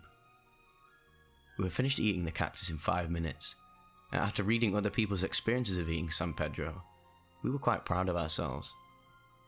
We set the timer on the oven for exactly 1 hour. We were hoping by then we would be tripping and could decide whether we wanted to spend the day at home around the city and at the city park up the street, or if we wanted to drive to Forest Park, a huge national forest with trails about a 10-minute drive from our house. We wanted to make sure we were okay to drive before we set out on that adventure to the forest. I got in the shower while my boyfriend listened to music and prepared himself for the trip. I got out, got dressed, lay down on the bed and waited for the trip to begin. My boyfriend came in the room and laid down with me. At this point we were both starting to feel a little sick. I grabbed the garbage from the kitchen and lay back down. We laid there through the timer and then through another hour timer. It had now been about 2.5 hours until we were over the sick feeling. We didn't once throw up. At this point I stood up and noticed the first effects of the mescaline. "It's totally working," I said to my boyfriend. "I told you we prepared it right." He got up and we both felt silly but very happy. Looking out the bedroom window, we both knew we needed to be outside. Everything outside was sparkling. The cars, the trees, the people. We walked through the park with our dog, and the park seemed so alive. I couldn't walk slow enough to take everything in. I felt like we were little kids again, and I had never been in this park before. Unlike the onset of acid or mushrooms, there was no confusion at all, just a twinge body high, and the world looked beautiful. When we got back to the house, it had been 3.5 hours since we'd eaten the cactus. Both my boyfriend and I thought that going to the forest park would be the ultimate trip setting. He assured me that it was okay to drive, and I trusted him completely. Ira would note, driving while intoxicated, tripping, or extremely sleep deprived is dangerous and irresponsible because it endangers other people and yourself. Do not do it. I felt like I was floating while I walked around. I felt so incredibly light, and I couldn't wipe the grin off of my face. I was just in pure happiness. We got in the car, iPod in hand, and I knew exactly what to play. Dan Gibson's Solitudes. It was amazing. The sounds of the birds and rain, accompanied by the soft piano playing an indescribable melody, was awesome. My boyfriend started to drive, and all I could do was look out the window and fall in love with the world around me. As we drove out of the city and started to wind up the road to the forest, I realised it felt like hours since we left the house, but the clock told me it had only been 6 minutes, and at that moment, I realised I was beginning to trip even harder. I had a little moment of panic, knowing we were driving away from home and we were steadily tripping harder and harder, and we had no idea how hard we were going to trip. I thought to myself, what if we can't drive home and we're stuck in the forest? At this point, I did not like the idea of driving so far away from home, when I had no idea what mescaline was going to do to us. I just wanted to be home right now. I wanted to drive back home where it was safe. A second later, right before I blurted this out, something inside me said, there is no such thing as home in the conventional sense. We create home in order to feel safer, but there is no such thing as home. It made so much sense to me in that moment. I realised that as humans, we create home for no reason but to feel safe. And I felt as though I needed to let that go to experience what was about to take place. It was a false sense of safety, and I was not going to let myself feed into that. Once I got over not being home, I accepted that we were on our way to the forest to experience something great. Right when we got to the trailhead, which seemed like hours later, we got out, and I couldn't move. The sun was shining, and the trees were glistening, and everything just felt like a storybook. It was breathtaking. As we walked to the trail and started down, I felt as though we were guests and that the forest was inviting us in. At first, I felt like the forest was not sure about us being there, and they were not very friendly. I felt like we were trespassing into sacred territory, and I felt a little uneasy as I looked at the huge trees swaying in the wind. Every little plant, flower, tree and bush looked so unbelievably alive. The further we went down the little dirt trail, the more I felt the presence of the forest. We came upon another trail that led off the main one. I didn't ever remember seeing this trail ever before. We started up it, and right in front of us were 4 big trees, facing us as if to greet us. They were the brightest colour of blue, and Chris agreed with me. They looked as if they were the king trees of this part of the forest. As I walked by, I placed my hand on one and it felt so amazingly orgasmic. I felt like I was truly connecting with them, and I told them that I loved them, and that I love the forest and nature, and how much they are underappreciated by our kind. At this point, the uneasiness lifted from my chest, and it was as if the whole forest rejoiced by our presence. I felt a very strong presence about the forest, as if they were aware of us, aware of humans, and their entity in a way that felt more powerful than any other species on Earth. We were the guests, and they made it known. I shed a tear, because of this overwhelming sense of guilt of what we have made of all the forests in the world, and they were definitely aware of what we have done. I wanted to touch every plant and feel its spirit and connect with every tree. I wanted to shout out how much I appreciated their beauty. They were more powerful than us in a way. It was overwhelming and beautiful at the same time. As we walked out of the forest back to the car, I felt them calling for us to stay and enjoy each other, for we had both known the truth. Leaving was the hardest thing to do, but my boyfriend insisted we went home. The drive home must have been the most peaceful I have ever felt in my entire life. Why do we dwell on simple problems of everyday life? Why don't we see what really matters? Why is our reality so destructive and distant from the truth? Mescaline felt normal. The feeling I felt on the way home felt like what us humans should feel all the time. Why isn't this our exact reality? I felt so clear-headed, joyful and free, and yet full of knowledge that no one else seemed to know. We listened to some more Dan Gibson, and drove home, floating in peaceful solitude. When we arrived home, we brought the iPod in, and laid down in bed, still swirling in ecstasy. The sun shone through the window onto our naked bodies, and we embraced each other, and made love for what seemed like the very first time. I felt like Adam and Eve. I imagined we were in a grass field surrounded by flowers and rivers. As we made love, I couldn't tell the difference between his soul and mine. We were truly one. We lay together for hours after, laughing the afternoon away. No worries, just pure bliss. Although I did not necessarily learn anything about myself, except that I am confronted by the false existence of home, I did learn that we are not the most powerful on this earth. We are not the most wise, but perhaps the most blind. I'll definitely be enjoying San Pedro in the future. I was just in love with the experience.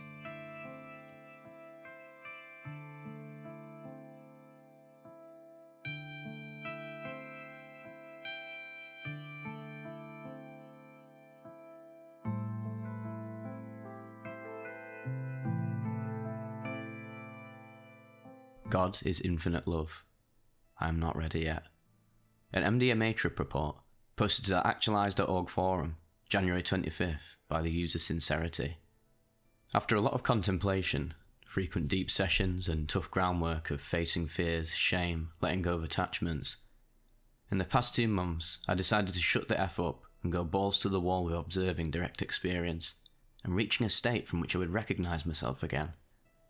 So today, I took 150 milligrams of MDMA to help me with that, and here's what I experienced.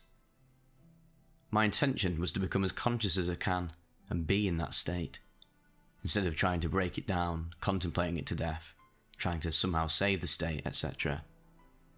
But also, I vowed to accept anything I experience, or not, so that I'm not disappointed and love whatever I get. I learnt from my previous experiences that it's stupid to have expectations for trips.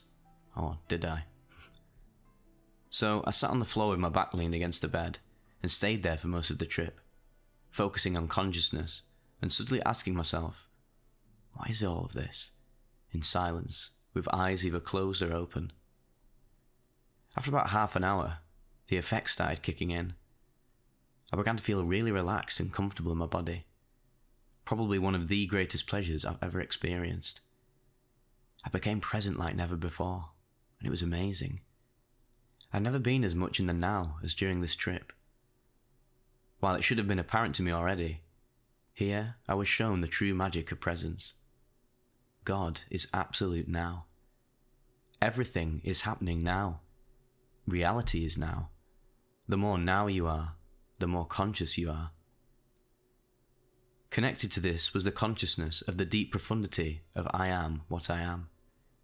I am what I am in this moment now, and it cannot be otherwise. God is what is right now. That's what God is. The mistake is wanting what is to be what is not. As I said before, my intention was to go balls to the wall with consciousness. While I was observing the present moment and basking in its beauty, suddenly words came to me which I uttered out loud. I want to awaken. I was taken aback. Not only because of what I said, I've repeated this a few times in my life already, but mainly by the sincerity behind these words. These fucking words were sincere. I can probably count on one hand sentences that I've spoken aloud which are really true, and this was one of them. But God responded. You are not ready yet. I was even more surprised now. I was surprised because I recognized this was also true, and a small relief washed over me. Of course I'm not ready. Duh. I still can't accept so much. I'm pretty much just a child. I asked God, am I ever going to be ready? He said yes. Then I had a light bulb moment and asked, will that be in the moment of death? And he responded with, wink. Just so you know, I'm not giving these conversations with God very much weight, because I'm taking into consideration that I might be deluding myself. But so far, this mentorship has been incredibly helpful to me. So, I didn't awaken fully, but God didn't leave me empty-handed though. After more observation and focusing, I became conscious that God is infinite love. It was love so unbiased, deep and indiscriminate, that I couldn't believe it. Endless and unconditional. What I find funny is that I felt a bit butthurt that this love wasn't reserved for me. I saw it as unbiased and universal, and it stung me in the arse. Isn't that hilarious?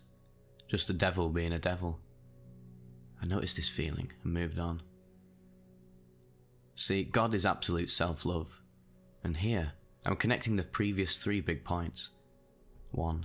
Presence. 2. I am what I am. And 3. Infinite love. God is absolutely itself, absolutely now, and God loves itself infinitely. It's amazing. Infinite love. Endless, unconditional, universal, and unbiased.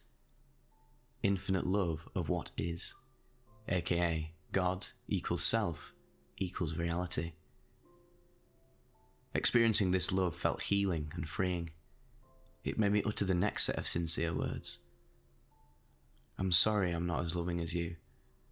I'm sorry I'm so weak. I'm sorry I can't accept everything. And of course, it was okay. I love you anyways, God said. I am you, always. I remember feeling undeserving of this love, and the third and last set of words was, I want to be like you. This one honestly brings me to tears the most. Again, it's the sincerity behind it. I want to be like you is surrender. It's redemption. The devil surrendering to God, inspired by his goodness and love. But of course, I'm not ready to surrender yet. I am what I am. If I am unready, I am unready. Today, I've been working on accepting this state as much as possible, because that's what is now. I suppose what I really have to do with my work is just accept more and more of what is in the present moment. It's really not that complicated. Infinite love also made me realise that I am God is half the truth. The other half is I am not God, simply because I can't love as much. Or maybe I am limited or I am human is a better way to convey this point. The discrepancy between my love and God's love is infinite, literally, which I find a bit saddening. 3 months ago, when I asked God whether I am Him, He responded with yes and no. You're not fully conscious of me, but I was too dumb to listen. So yeah, that's it I guess. Honestly, I think my main lesson from this trip is that I got to accept. God's love inspired me to love more like Him. God is an endless source of wisdom, love, and inspiration. God is the greatest mentor, and I suggest that you get in touch with Him. By the way, in this thread, I was mostly referring to God as He for simplicity's sake. Of course, God is not male. Thanks for reading. Check out my other reports if you wish. You might get inspired. See ya.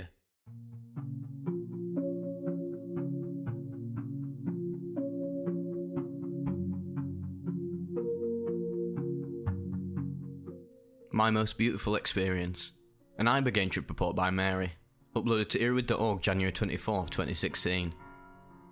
I took the Ibogaine a day and a half after my 25th birthday. I'd been addicted to heroin since I was almost 21 years old. I tried kicking before, but not for some time, and never more than for a few days. I used my last dose at 10 AM Tuesday morning, and I started taking my Ibogaine in capsules. I put them in at 6 PM that night. Now, I don't think anyone should do this at home when there are clinics, but this was my last chance. I was so sick of the life that I did not care if I died, so I figured, what the hell. I'd taken it once before, but in too small an amount for true addiction interruption, and not only was it really intense, but it happened right as the Sandy Hook shooting happened, which really messed me up for a long time, and scared me away from taking it again.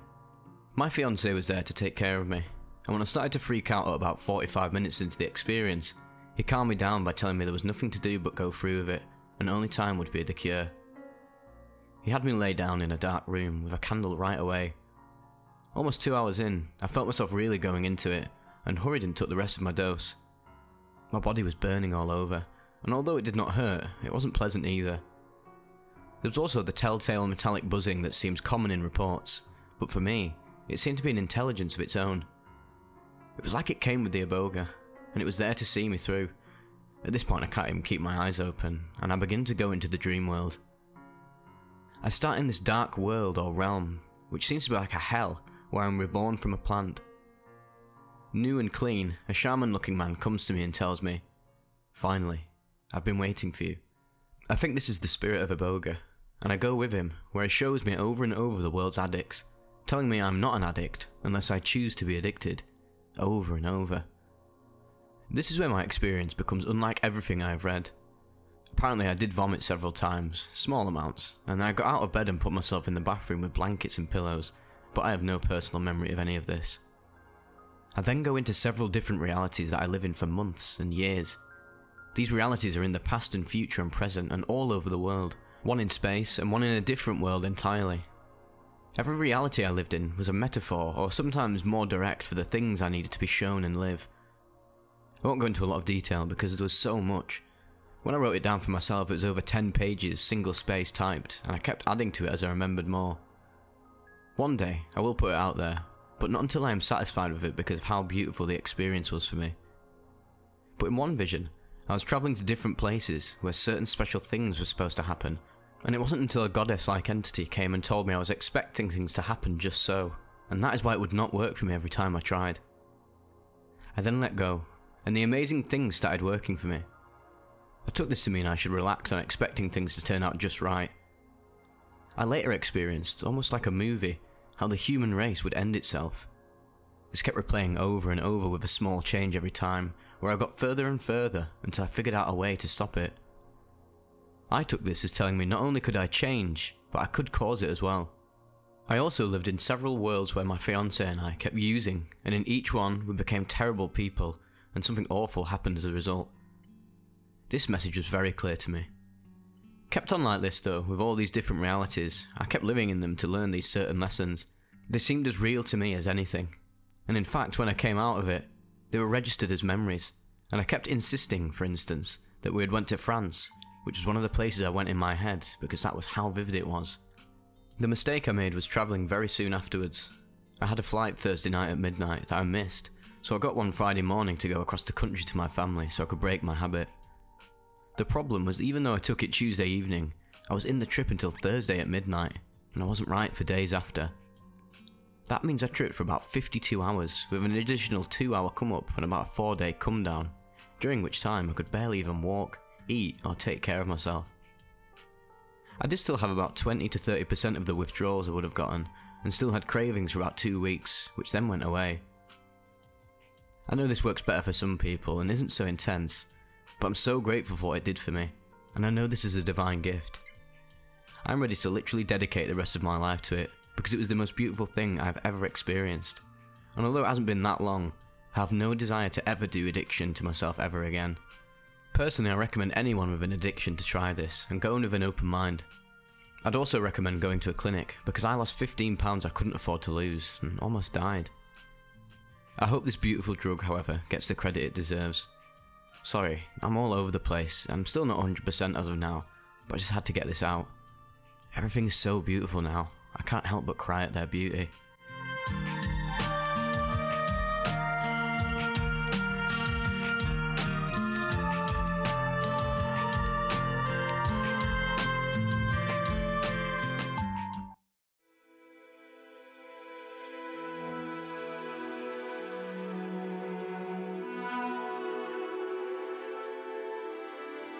Beauty and harmony beyond reality. A 2-gram psilocybin and 600 microgram LSD trip report, posted to Reddit by Super Reese P. Soog.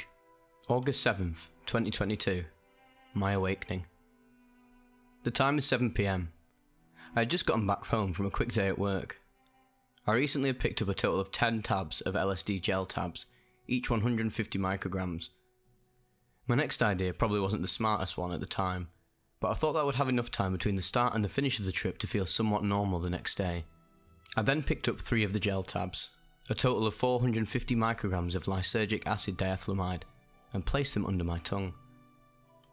Not thinking that this would be enough to satisfy my strangely high tolerance, I pick up 2 grams of dried golden teacher shrooms and eat them as well. Here we go. About 10 minutes later, I hop into a Discord call with my boyfriend and everything feels fine. About 45 minutes in, I start to feel slight shakiness and notice the slightest of visual distortions around my peripheral vision. At this time, I then get the great idea of placing yet another 150 microgram tab under my tongue. I let it sit there for about 5 minutes before swallowing the remnants of the half-dissolved square of gelatin on my tongue. Fast forward another 25 to 30 minutes, and I'm finally starting to feel more of the effects. My body temperature slowly starts to rise, so I decided to just take my shirt off to cool down.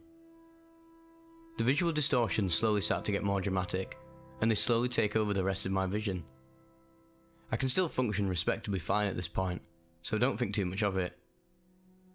Another 45 minutes or so pass, and I get this unnerving sense of nausea, as if I was incredibly drunk. My jaw starts to get heavier and heavier, and my ability to speak slowly becomes less coherent and stable, yet still mostly understandable. Around 2 hours after I had placed the original 3 tabs under my tongue, I decided to launch Steam VR and hop on VR chat. At this point, standing up became nearly impossible, as if the muscles in my legs had atrophied. Slowly but surely, I get into VR chat, and knowing it's only going to get crazier very quickly, I spontaneously get the great idea to find the trippiest and most colourful world I could find. My original plans were to stay in this world for just a few minutes and look around, but the rapidly flashing colours and unrealistically psychedelic nature of this world fascinated me. Around 5 or so minutes into this world, which felt like an hour at the time, one of my friends joins it.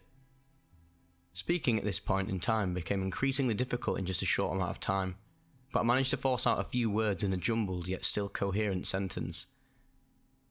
I start to begin giggling at the slightest of things, completely in awe of what is happening all around me. This is when I started to lose most of my physical world senses. My body became incredibly light but also heavy at the same time, as if I were trying to move my body whilst underwater. I don't think too much of this at the time, as most of my physical senses had transferred over to what I was seeing through the headset. My VR full body tracking, as well as the face and eye tracking that I have, made the experience impossibly immersive, as if I were actually feeling the world in my headset. My outside reality slowly became more and more distorted and unrecognisable. I had this feeling that I would get stuck in this world, and with more and more people joining the world that I was in, I quickly became incredibly overwhelmed. The mystical rainbow, fractal trees that I was looking at prior instantly became less saturated, and the floor around me, which was I think purple, became this blurry mess of red and black swirls, moving like clouds but with a slight jitter and shake to them. Overstimulated, I panicked and opened Spotify with my VR overlay application, quickly switching over to a lo-fi playlist that I had saved. The very instant that the song started, the world bloomed with colour again. Relaxed again, but not wanting to experience that horrifying shift in my reality, or what was left of it, again, I decided to go to a much more calming world, a world with a dim sunset, modern house, waterfall, a beach, and a seemingly endless body of water.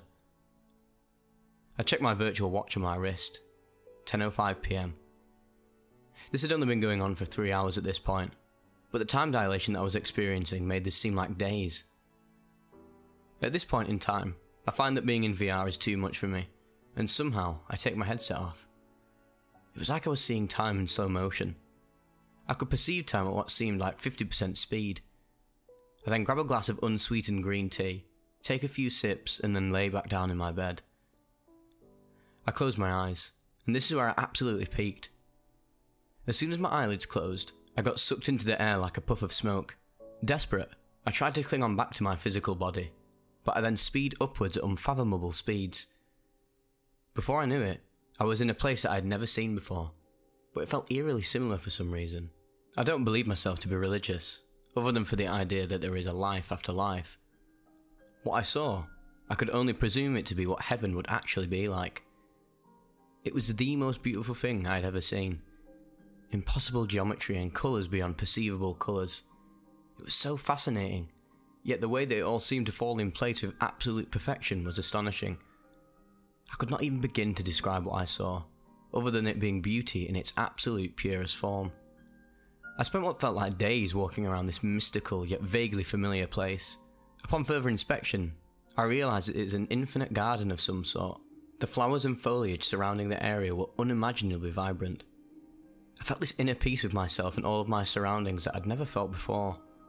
I look up, and the sky is this absolutely stunning baby blue. I see the clouds above, so elegant and blissful as they gently float across the sky, and my body explodes with love and pure joy. Before I get to fully embrace the feeling, the clouds above start to morph. As soon as I see what they had morphed into, I get sucked into one of them for a tower of light. The clouds were not clouds, but temples. As soon as I had realised what the clouds had become, I found myself standing in front of one of these mystifying temples. The two mahogany doors, which seemed to be at least 100 feet tall, opened on their own, and I decided to walk in, or rather, fly my way in, as if I was swimming through air. When I got inside, I was greeted with nothing but this massive interdimensional library. Curious, I flew over to one of the books, which had to be at least 10 feet tall. Before I could get any closer, the book opens up, and what I had experienced I physically cannot put into words. I travelled through all of space and time at what seemed like a near infinite speed through dimensions and other forms of realities. I get the most vivid visions of my former life as a child. It was the most beautiful thing I had ever seen. As I was flying through impossible realities, I got to see all of the beauty in the universe. Every atom, meticulously in place, perfectly in harmony with one another, and it was the most beautiful thing one could never imagine. After flying through dimensions for what seemed like days on end, I slowly see something out of the corner of my eye. This bright white orb slowly getting closer and closer. Before I knew it, I was back on Earth, or back to whatever remained of my physical consciousness. Realising that I just saw the answer to everything in existence, I break down crying, although no tears ran down my face. I could only put my head around the fact that I had just visited heaven, as that was the only thing that made even the slightest fraction of sense at the time. Now, I truly do believe that there is a life after life, existence after our non-existence, as non-existence itself does not exist. Everything exists, and it is impossible for existence itself to not exist. After our physical body may die, we, as our consciousness, do not die. We only move on. We are one together, and everything that exists for a reason. Every atom in our universe was meticulously put into place and is beautiful. There is so much more to this universe than one could ever begin to comprehend without being the universe itself. There is unfathomable amounts of beauty in this life that we have, on this planet that we share, and this universe that we reside in. We are all there is, and all there ever will be. Our consciousness will always exist. It just may be in another form. After the hallucinations started to wear off, I decided that I was somewhat functional enough to get back into VR.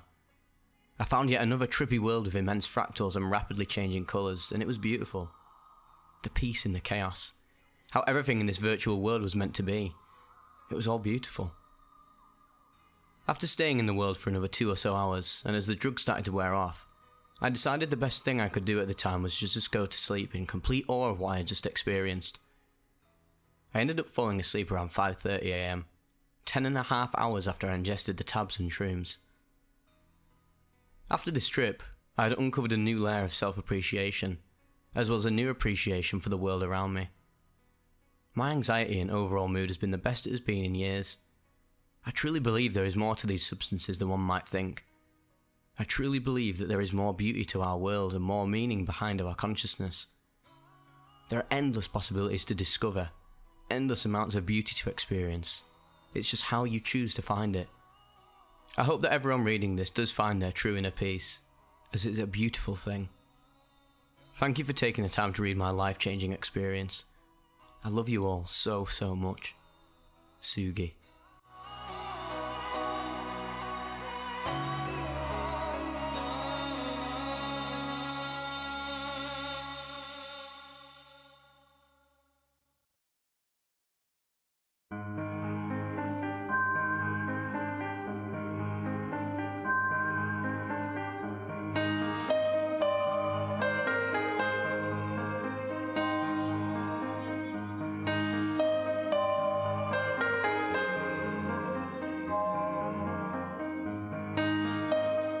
A Journey Through Friendship, Peace and Love. An LSD Trip Report by Blue Dolphin.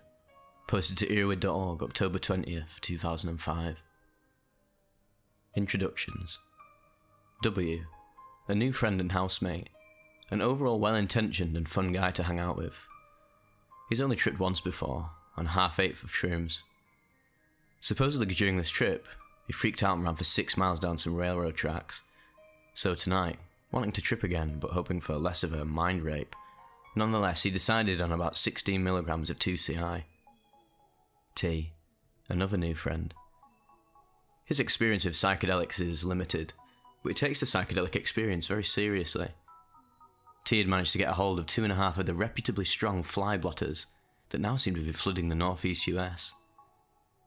By my estimations, there are 2 to 3 times as strong as the fractals that everyone was so excited about during the summer jam band tours.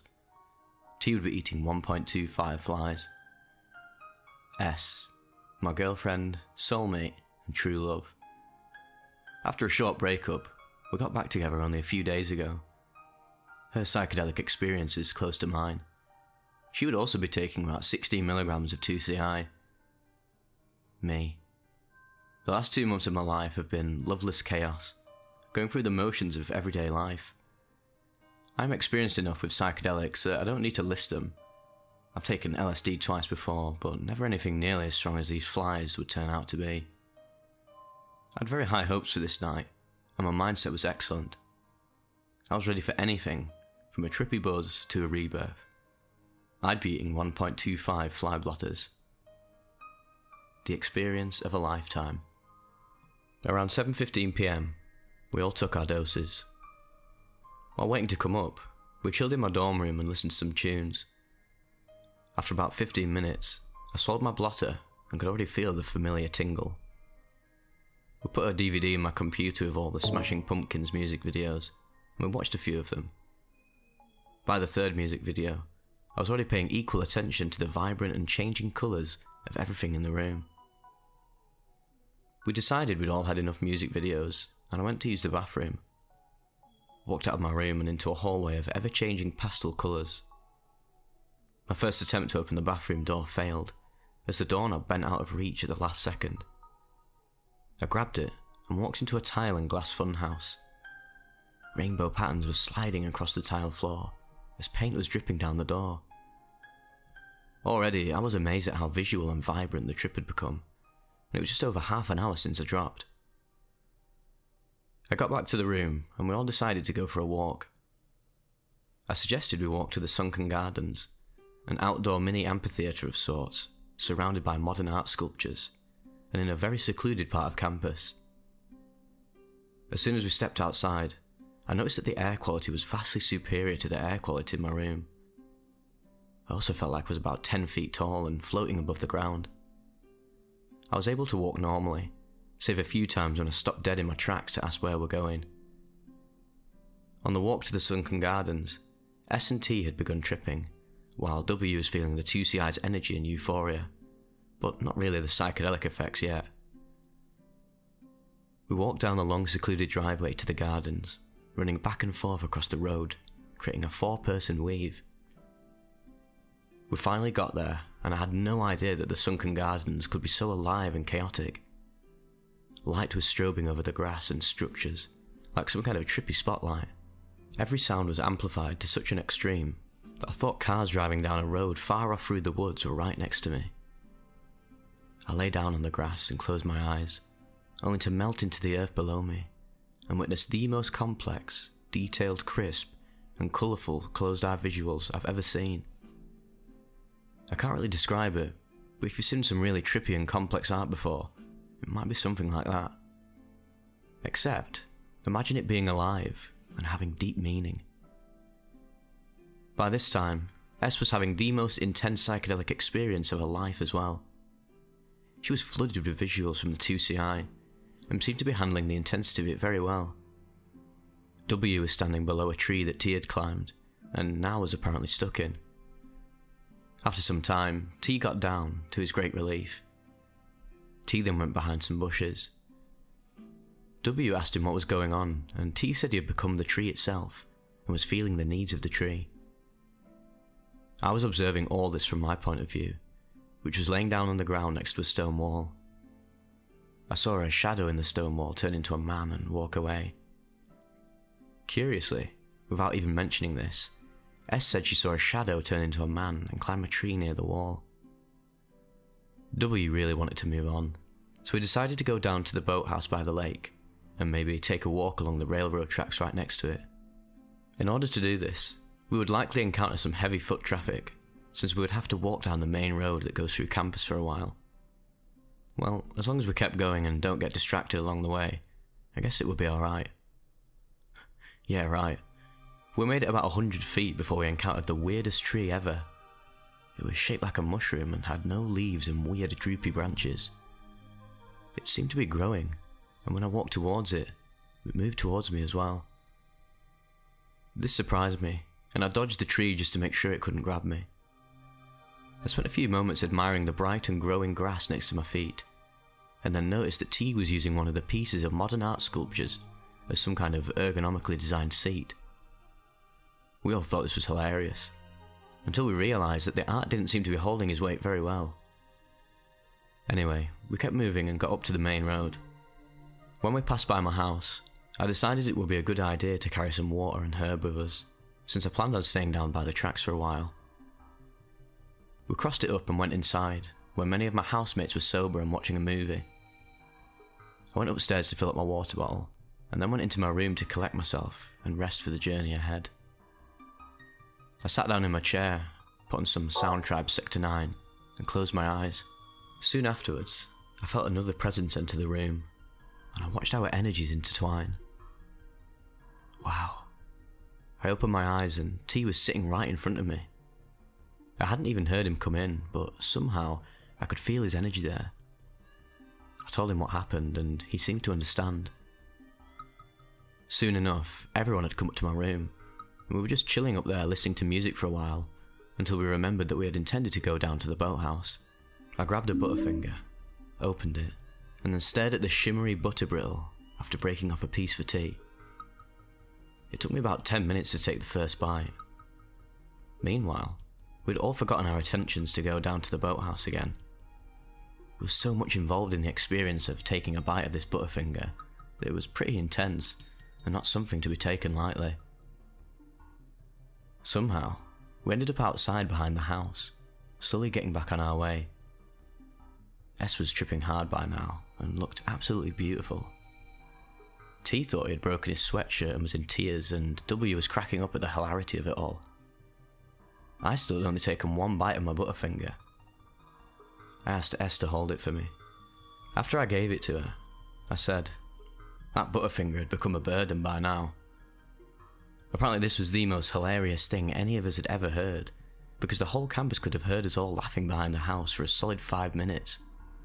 We walked back up to the street, and there were some cars coming, so I waited to cross. Apparently, not long enough though, because I stepped out only to realise that there was one more car coming, and stopped dead in my tracks in the middle of the road to let the final car pass. Across the street, we walked along the lake and saw a couple of girls carrying a sign and a large stuffed dog. They were campaigning for the stuffed dog to be mayor, and obviously rolling, so I stopped to chat with them. I ended up having an interesting chat and getting a hookup for rolls. Not bad. Soon enough, a huge crowd was heading our way down the sidewalk, seemingly out of nowhere. W was finally starting to trip. The 2CI took forever to hit him completely, and he got a little freaked out by the crowd. S and I stood there exchanging nods with the people in this huge group of party crashers as they walked by. T got distracted talking to someone in the crowd, and we lost him for a few minutes. When we found him, he seemed pretty disoriented, so we walked down the path to the boathouse. Along the path, as we passed by, a few of the students were smoking bowls. I noticed how good I physically felt compared to just about every other psychedelic right now. My stomach felt a bit tight, but not to the point where it became a distraction. Otherwise, I felt like I was walking on air. We got down to the boathouse and walked out onto the floating segmented dock. We all laid down on the dock and felt the waves below us. I felt like I was melting into the water as I closed my eyes and enjoyed the serenity of it all. With my eyes closed, complex psychedelic visual stories took place. With my eyes open, the stars above would dart about freely in the night sky. We spent a good amount of time sitting out by the boathouse, enjoying the warm breeze blowing over the water. I sat there with S, resting her head on my lap, and she just looked absolutely beautiful. After a few moments though, her face began to morph into some frightening and contorted distortions. Inside of each of her eyes was a burning fire. I wondered what it meant, but I decided not to dwell on it. After a while had passed, we decided to go for a walk down the railroad tracks. On the way there I saw creatures with glowing eyes looking at me from the brush on the side of the tracks. I mentioned this to S, who said that the creatures were friendly. Good enough for me. We soon came to a fire pit between the train tracks and the lake. W stepped out into the water, holding his hands up in the air in the direction that the wind was coming from. I watched his spirit extend out from behind his body.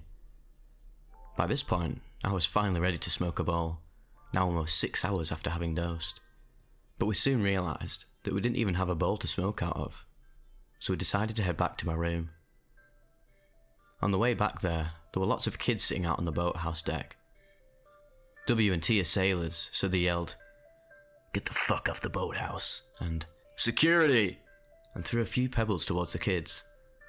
Basically being dicks, but we all cracked up uncontrollably after that. We got back to my room and smoked a bowl. After we'd done this, my trip came back almost full force, although it hadn't worn down significantly anyway. T went to Irwood's art gallery, and we looked at psychedelic art for about an hour. I've never looked at art that way before. Not only were the images coming out of my monitor in 3 dimensions, often levitating inches away from the screen, but every part of the art was constantly growing, pulsating, and changing with infinitely more detail than sober eyes could ever behold. In each piece of art, there were thousands of stories to be told, and I could follow the progress of each living piece of art through the image. It was absolutely beautiful. I went to use the bathroom again, and once again entered a glass and tile funhouse. I stared at my face in the mirror and watched it morph for a while. Then, somehow, the image in the mirror became another me. I realised I was looking at myself in the mirror from the perspective of everybody else. Normally, I think I must seem a bit odd to other people, but I realised that I am to everyone else as they are to me. W had decided to wander off on his own, as his trip was still going full force, since it took so long to kick in for whatever reason. T hadn't slept in 2 full days, and his trip seemed to be wearing down, so he called it quits as well. Now it was just me and S, and we're both still tripping very hard. What took place during the next 2 hours was the most incredible and perfect love that has ever been made between 2 people. Words can't describe how amazing it was, nor would I even want to try. I will say though, that it was the most passionate and best sex we've had in the almost 3 years that we've been together, and our bond is closer now than ever because of it. Afterwards, we laid in bed talking. I was amazed that I was still tripping, and said that if this were any other time, I would love to trip like I was tripping right now. But by this point, around 4 AM, I was physically exhausted. The 2CI was still keeping S awake. Likewise, the closed-eye visuals that consisted of complex and random chain reaction, Dali-esque machines were also keeping me awake.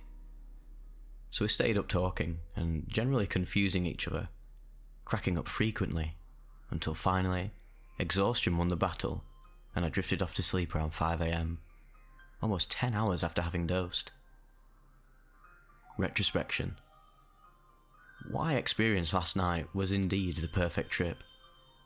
I'm amazed at the power of LSD to provide such a full, complex, beautiful, and important trip. I believe LSD is indeed the holy grail of psychedelics, and I can easily see why this chemical is considered by far to be the most important psychedelic in modern history. Please don't take LSD if you're just looking for eye candy and a buzz. Take LSD if you are ready to have your mind blown in ways you never imagined possible. Let it flow.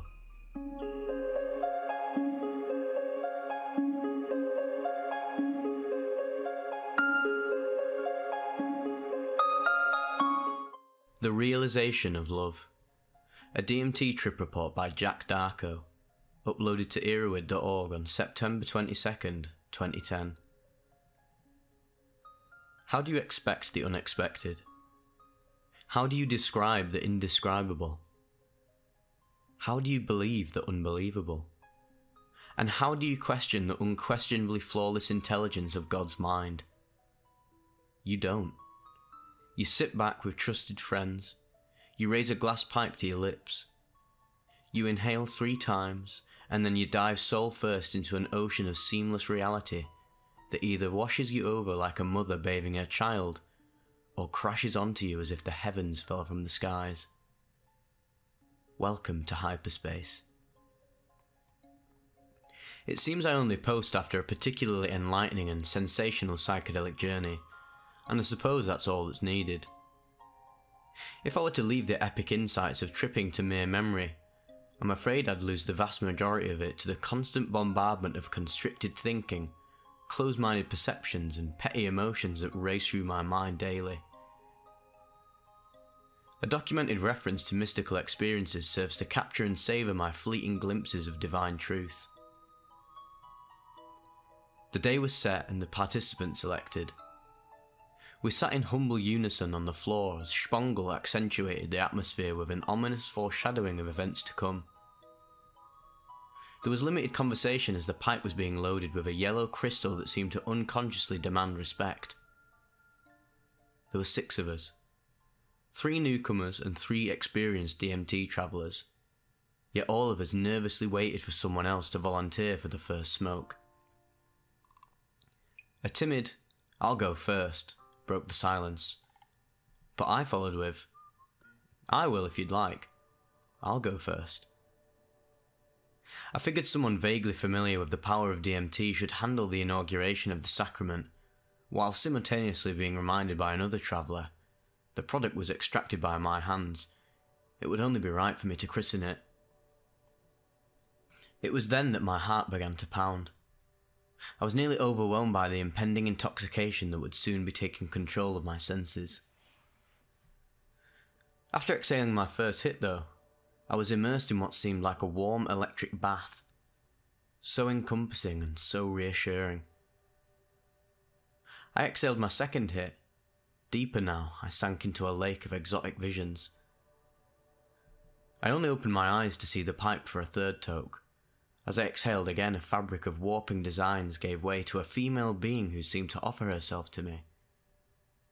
Without consciously deciding, I observed myself taking advantage of the opportunity and throwing myself upon her. Immediately I pulled myself up. I realised there were more important things to do and decided to explore. I then saw countless people walking frantically from place to place. It felt like I was in a restaurant watching servers bustle about, working on something. They were quite indifferent to me being there. As the drug metabolized in my body, the world grew fainter and fainter until disappearing into blackness. I opened my eyes. Physically and emotionally I felt quite refreshed, but felt spiritually lacking, as if I had missed something. Slightly disappointed, but otherwise completely tranquil and thankful for having a pleasant experience, we sat in silence once more as the pipe was being loaded. 4 more people smoked, but none attained a breakthrough experience. Then the person who had first volunteered for the first trip was up. She took 4 solid and thorough hits, and for 5 to 10 minutes we watched as she undeniably broke through. It was very powerful watching her lifting and raising her head while breathing heavily and sensuously, eyes closed and soul deep. After she came back into this material view of things, she slowly elaborated on what happened. I then inspected the pipe, and figured there was sufficient amount of build-up still inside the bulb to attempt another session of my own. By this point though, I think I was underappreciating the awesome power of DMT, after feeling a tad shortchanged by my initial experience, and apparently ignoring the intense behaviours of the previous traveller. First hit, long and slow. I hold deep, 10 seconds at least, and exhale. Damn, this is heavy. I hand the pipe to my friend so I wouldn't have to worry about holding it myself. Second hit. I don't know if I like this. My heart is pounding and my lungs are sore from my first trip. I'm in a state of unease and paranoia. I can't die from this, right? My awareness is harassed by an onslaught of frightening thoughts and a menacing carpet of hallucinations obscuring my view. I don't want this anymore. The pipe is smoking and ready for a third hit. I don't want to back down, but I don't want to go further in. My chest is pounding. I think I'm dying. I press my lips against the glass and drag. My lungs are so raked from the smoke that it's hard to keep ailing, but I manage. I hold in and exhale. Blast off. God damn. Where am I? I want to go home. My chest feels as if there's a hole in it, as if my heart is missing. This is so painful. I'm alone. I'm scared and I want my heart back. I want to be alright. Wait, what is this? What is this presence around me? Am I not alone? I'm in a room now. There are 2 adults, female and male. I sense their glorious power. It flows off them like the sun radiates light. I'm a child here, ignorant, frightened and confused. I only see them from the waist down to the feet. I don't even try to look up to them. I'm not worthy. I'm not the only child. There is a table or box full of toys and there is a young child exploring them. My God, this is so intense, I don't know if I like it. Panic grips my body once again. Everything is so alien and terrifying. Wait, I'm here. I'm right here, right now. I've dreamed of being here. I've fantasized about meeting these beings. I've prayed for conclusive answers possibly arising from a breakthrough experience. And here I am. Why am I clinging so tight to my thoughts and emotions?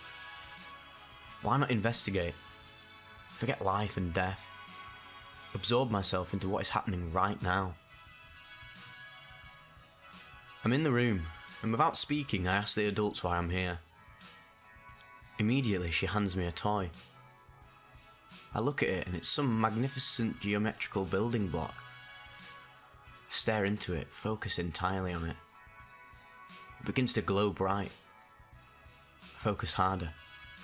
It glows even brighter, and it transmits an energy to me. Something familiar. The feeling overwhelms me, and it feels heavenly. My God, this is true love, and I felt it before. My heart is back again. There's no more hole, just complete wholeness. I look back up at the child playing with the toys. He is so happy now. He begins tossing his toys into the air in celebration, and it hits me. This is the love I have for my son. It is a reflection of my intense feelings for him. Unexpectedly, I'm reminded of all the times I haven't been the best father I'm capable of being. I'm reminded of my thoughts of moving somewhere else. Not to leave him, but to start fresh somewhere else and to visit him when I can. These thoughts instantly wrench my heart from my chest, and I'm sucked into a tornado of hellish anxiety, utter despair and guilt. No, I cannot and I will not leave him. He is my inspiration for living, and without him I will die. Whether it be physically, emotionally or spiritually, or even all three, I will wither into nothingness without his love. As soon as I realise this, I am back in the room. The adults are moving about quicker now, as if in a hurry. I start thanking them for showing me this and how beautiful it is. I begin to get teary-eyed by thinking about my emotions, and again, I am filled with a veil of hallucinations that depict love and remorse. I realise that I am under the influence of a short-acting drug, and I need to go back to the room before I lose touch with it. Back in the room once again, and the adults are running now, and things are starting to get dimmer and dimmer. I ask what else they have to show me. The female strikes me as if reprimanding a child. As if she was saying, "Listen now, pay attention, stop drifting off. This is important."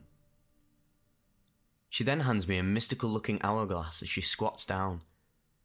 She is in full view now, and I can feel her love pouring over me. She reaches in and pulls a handful of the most serene, white, glistening sand imaginable, and allows it to fall. I reach my hands out and catch it. It flows through my fingers, and it is orgasmic. Pure love is all about, and as this sand slides into my hand and slips through the cracks of my fingers, I understand what she is telling me. Time is the most precious thing we have. It is fantastic and inconceivable. It is also as brief and fleeting as every grain of sand that falls through the cracks of my hand. Use the time you are given wisely. Enjoy the precious moments of life and celebrate them with your son. Your life is only as full and rich as you make it, and your son is the measure of your worth. Fade to black. I cry. I begin to shake, and I try my hardest to convey the deepest of thanks to these beings. They open my eyes to the beauty of life that has always been in front of my face. I've always known it was my purpose, but to have someone so powerful demonstrate so explicitly how meaningful he is was jaw-dropping. I cry some more. I open my eyes and everyone sits in silence. The energy in the room is sublime. I wipe my tears and say my goodbye.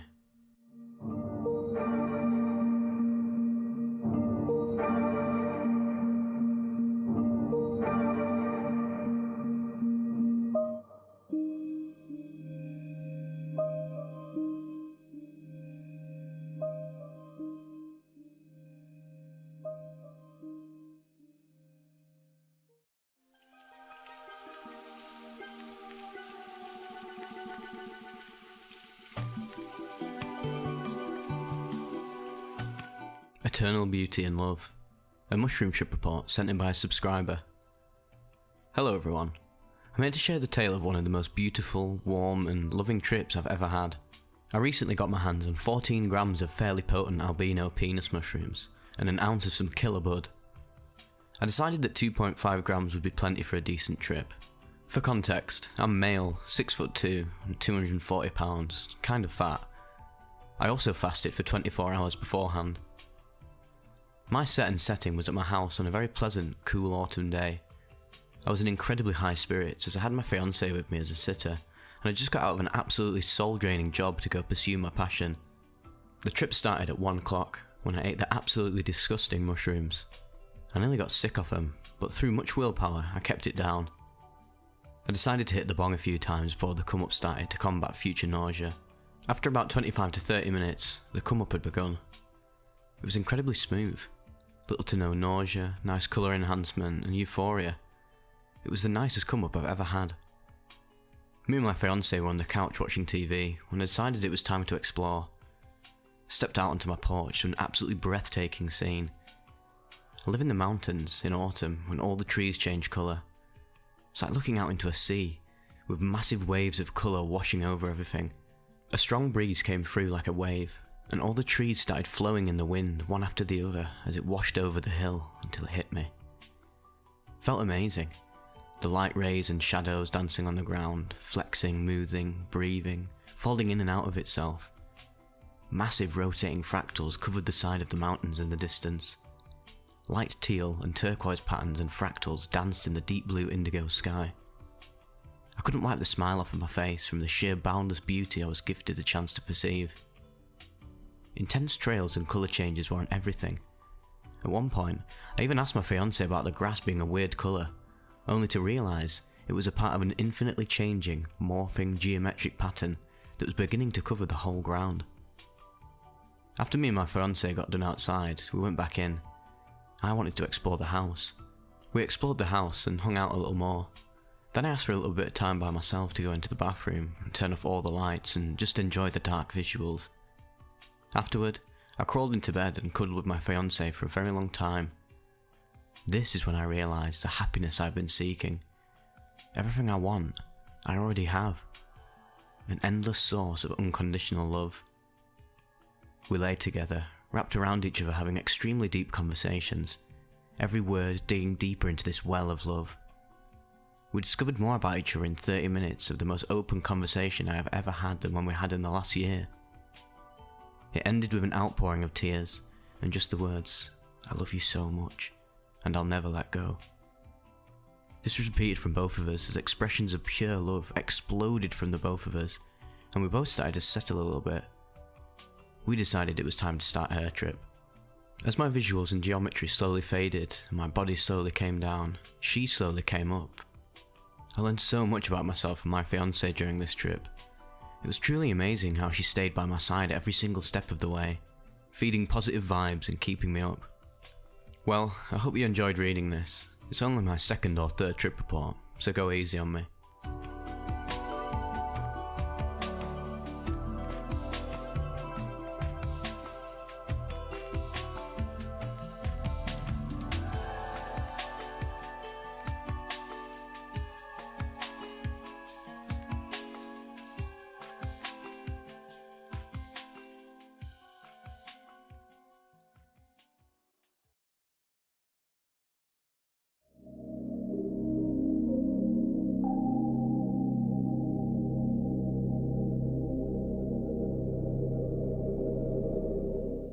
Exploring Space Heights and Ocean Depths.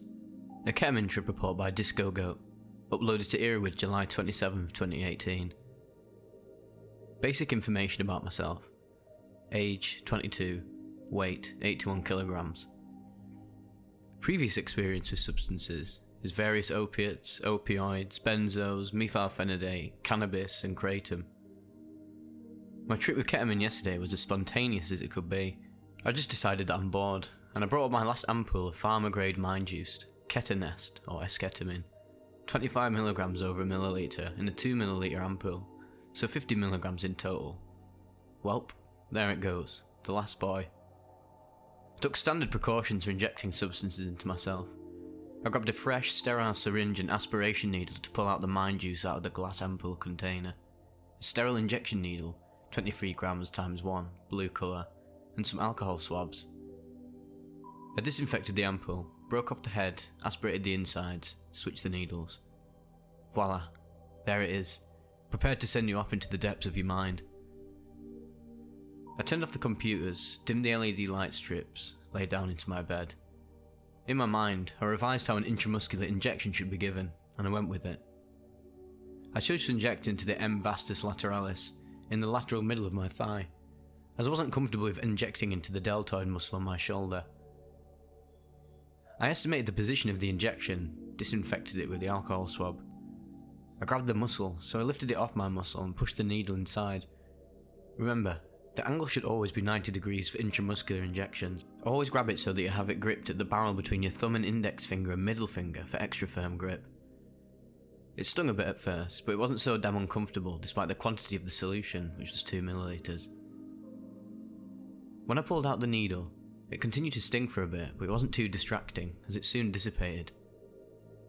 I soon felt a sensation that felt like if something was spilt on my thigh under the site where I was injecting, but when I looked, it wasn't. Nothing was spilled or was coming out from the injection site. I injected at 22:35, so that would be the T plus 0 hours. I started to feel the tingling throughout my body at around 3 minutes in. I decided it was time to let it go and stop resisting, as the feeling was getting too intense. I turned off the sounds on my phone, covered myself with a blanket, and laid my hands beside my body, with pillows supporting my upper body, so I was in a semi-sitting position on the bed. I closed my eyes. Here's where the really good stuff sets in. I felt like I was Play-Doh plastiline the whole trip. My mind was completely cut off from my body. At first it felt like somebody was pushing a big pipe under my bedsheets, as if it would like to lift me onto my right side. Then, it rolled me onto the left side like an ocean wave so powerful it flushed me into the abyss of open space. My body was melting and turning into dust at the same time, mixing with the matter that flushed me away from reality. There I was, tripping harder than I ever was. I thought it wasn't so hard, but boy oh boy I was wrong. The visuals were unrepeatable, despite the fact I had my eyes closed. I felt like I was floating in deep space with stars around me.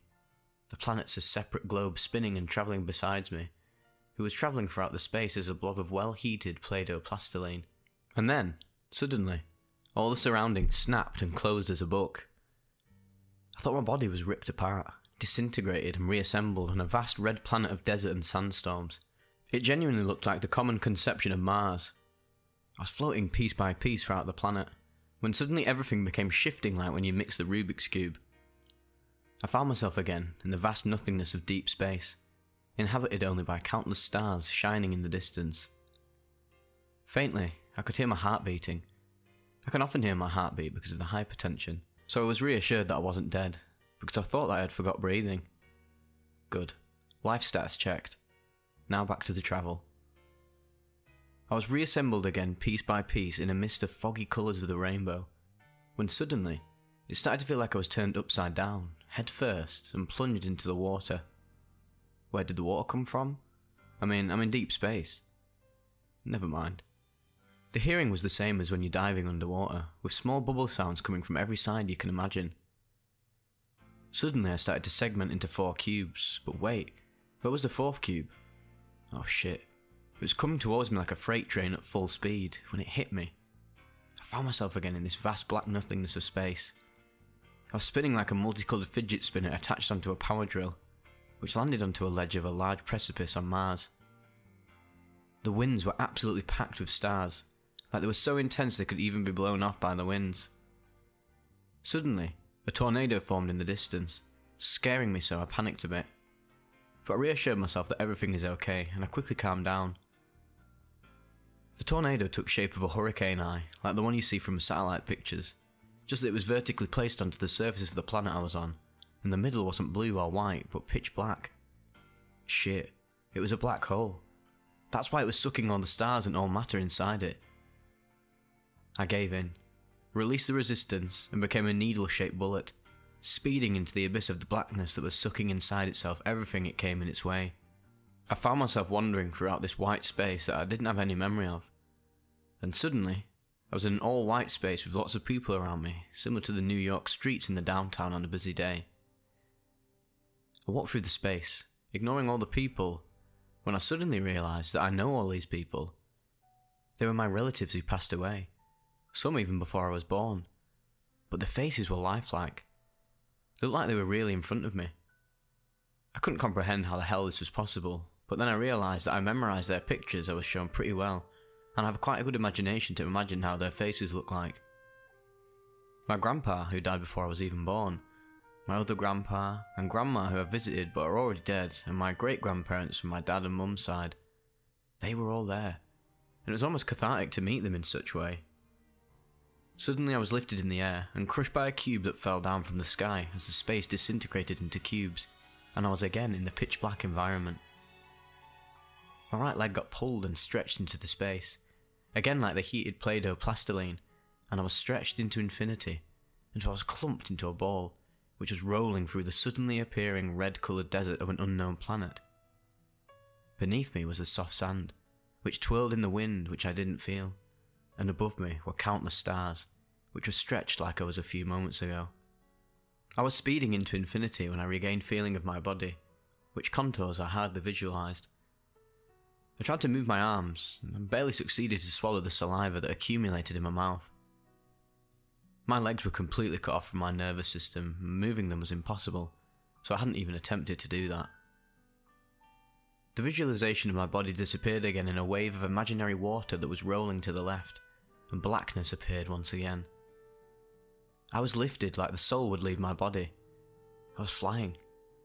My whole body I was looking at from above was tingling, but I couldn't see below my waist, like I was literally just existing to my waist, as if my legs weren't there at all.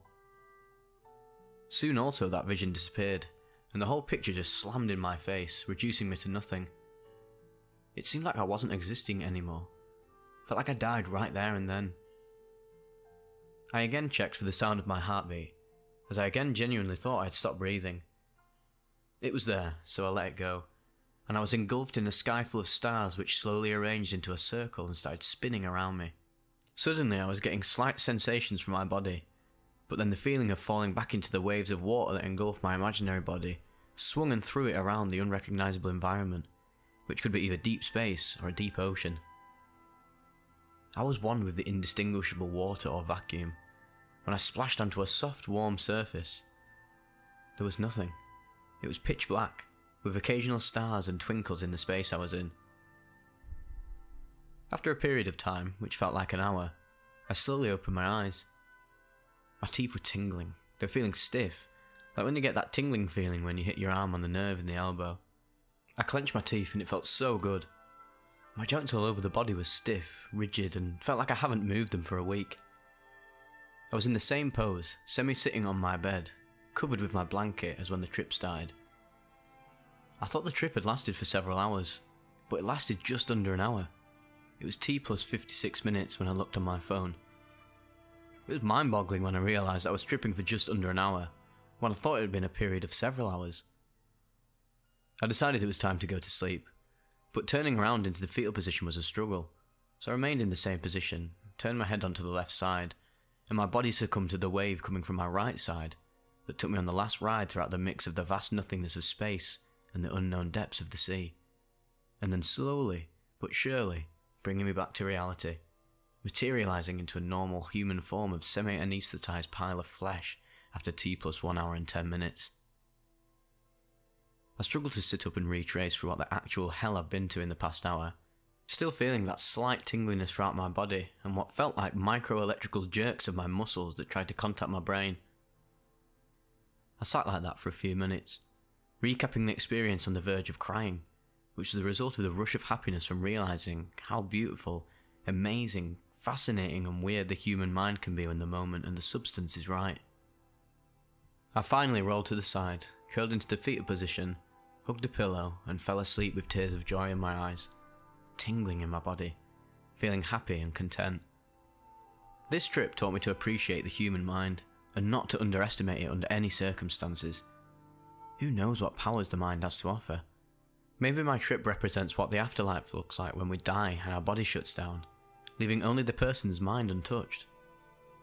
If we look at the mechanism of action by which ketamine works, it basically cuts the connection to the sensations of the body, leaving the mind on its own, allowing it to roam free through the vast possibilities it offers. It could do such magnificent things at every time we would like to, but all the sensations from the reality caught by our bodies are just a disturbance, an interference that inhibits the mind's ability to create such beautiful scapes and feelings in any environment you can think of. The mind is truly incredible and remarkable when it is allowed to roam free, to create whatever it wants without the interference of the outer world it lives in. It isn't said just for fun that there's such silence in the room when ketamine is given through anesthesia that you could hear a sewing needle drop on the floor. Peace and out.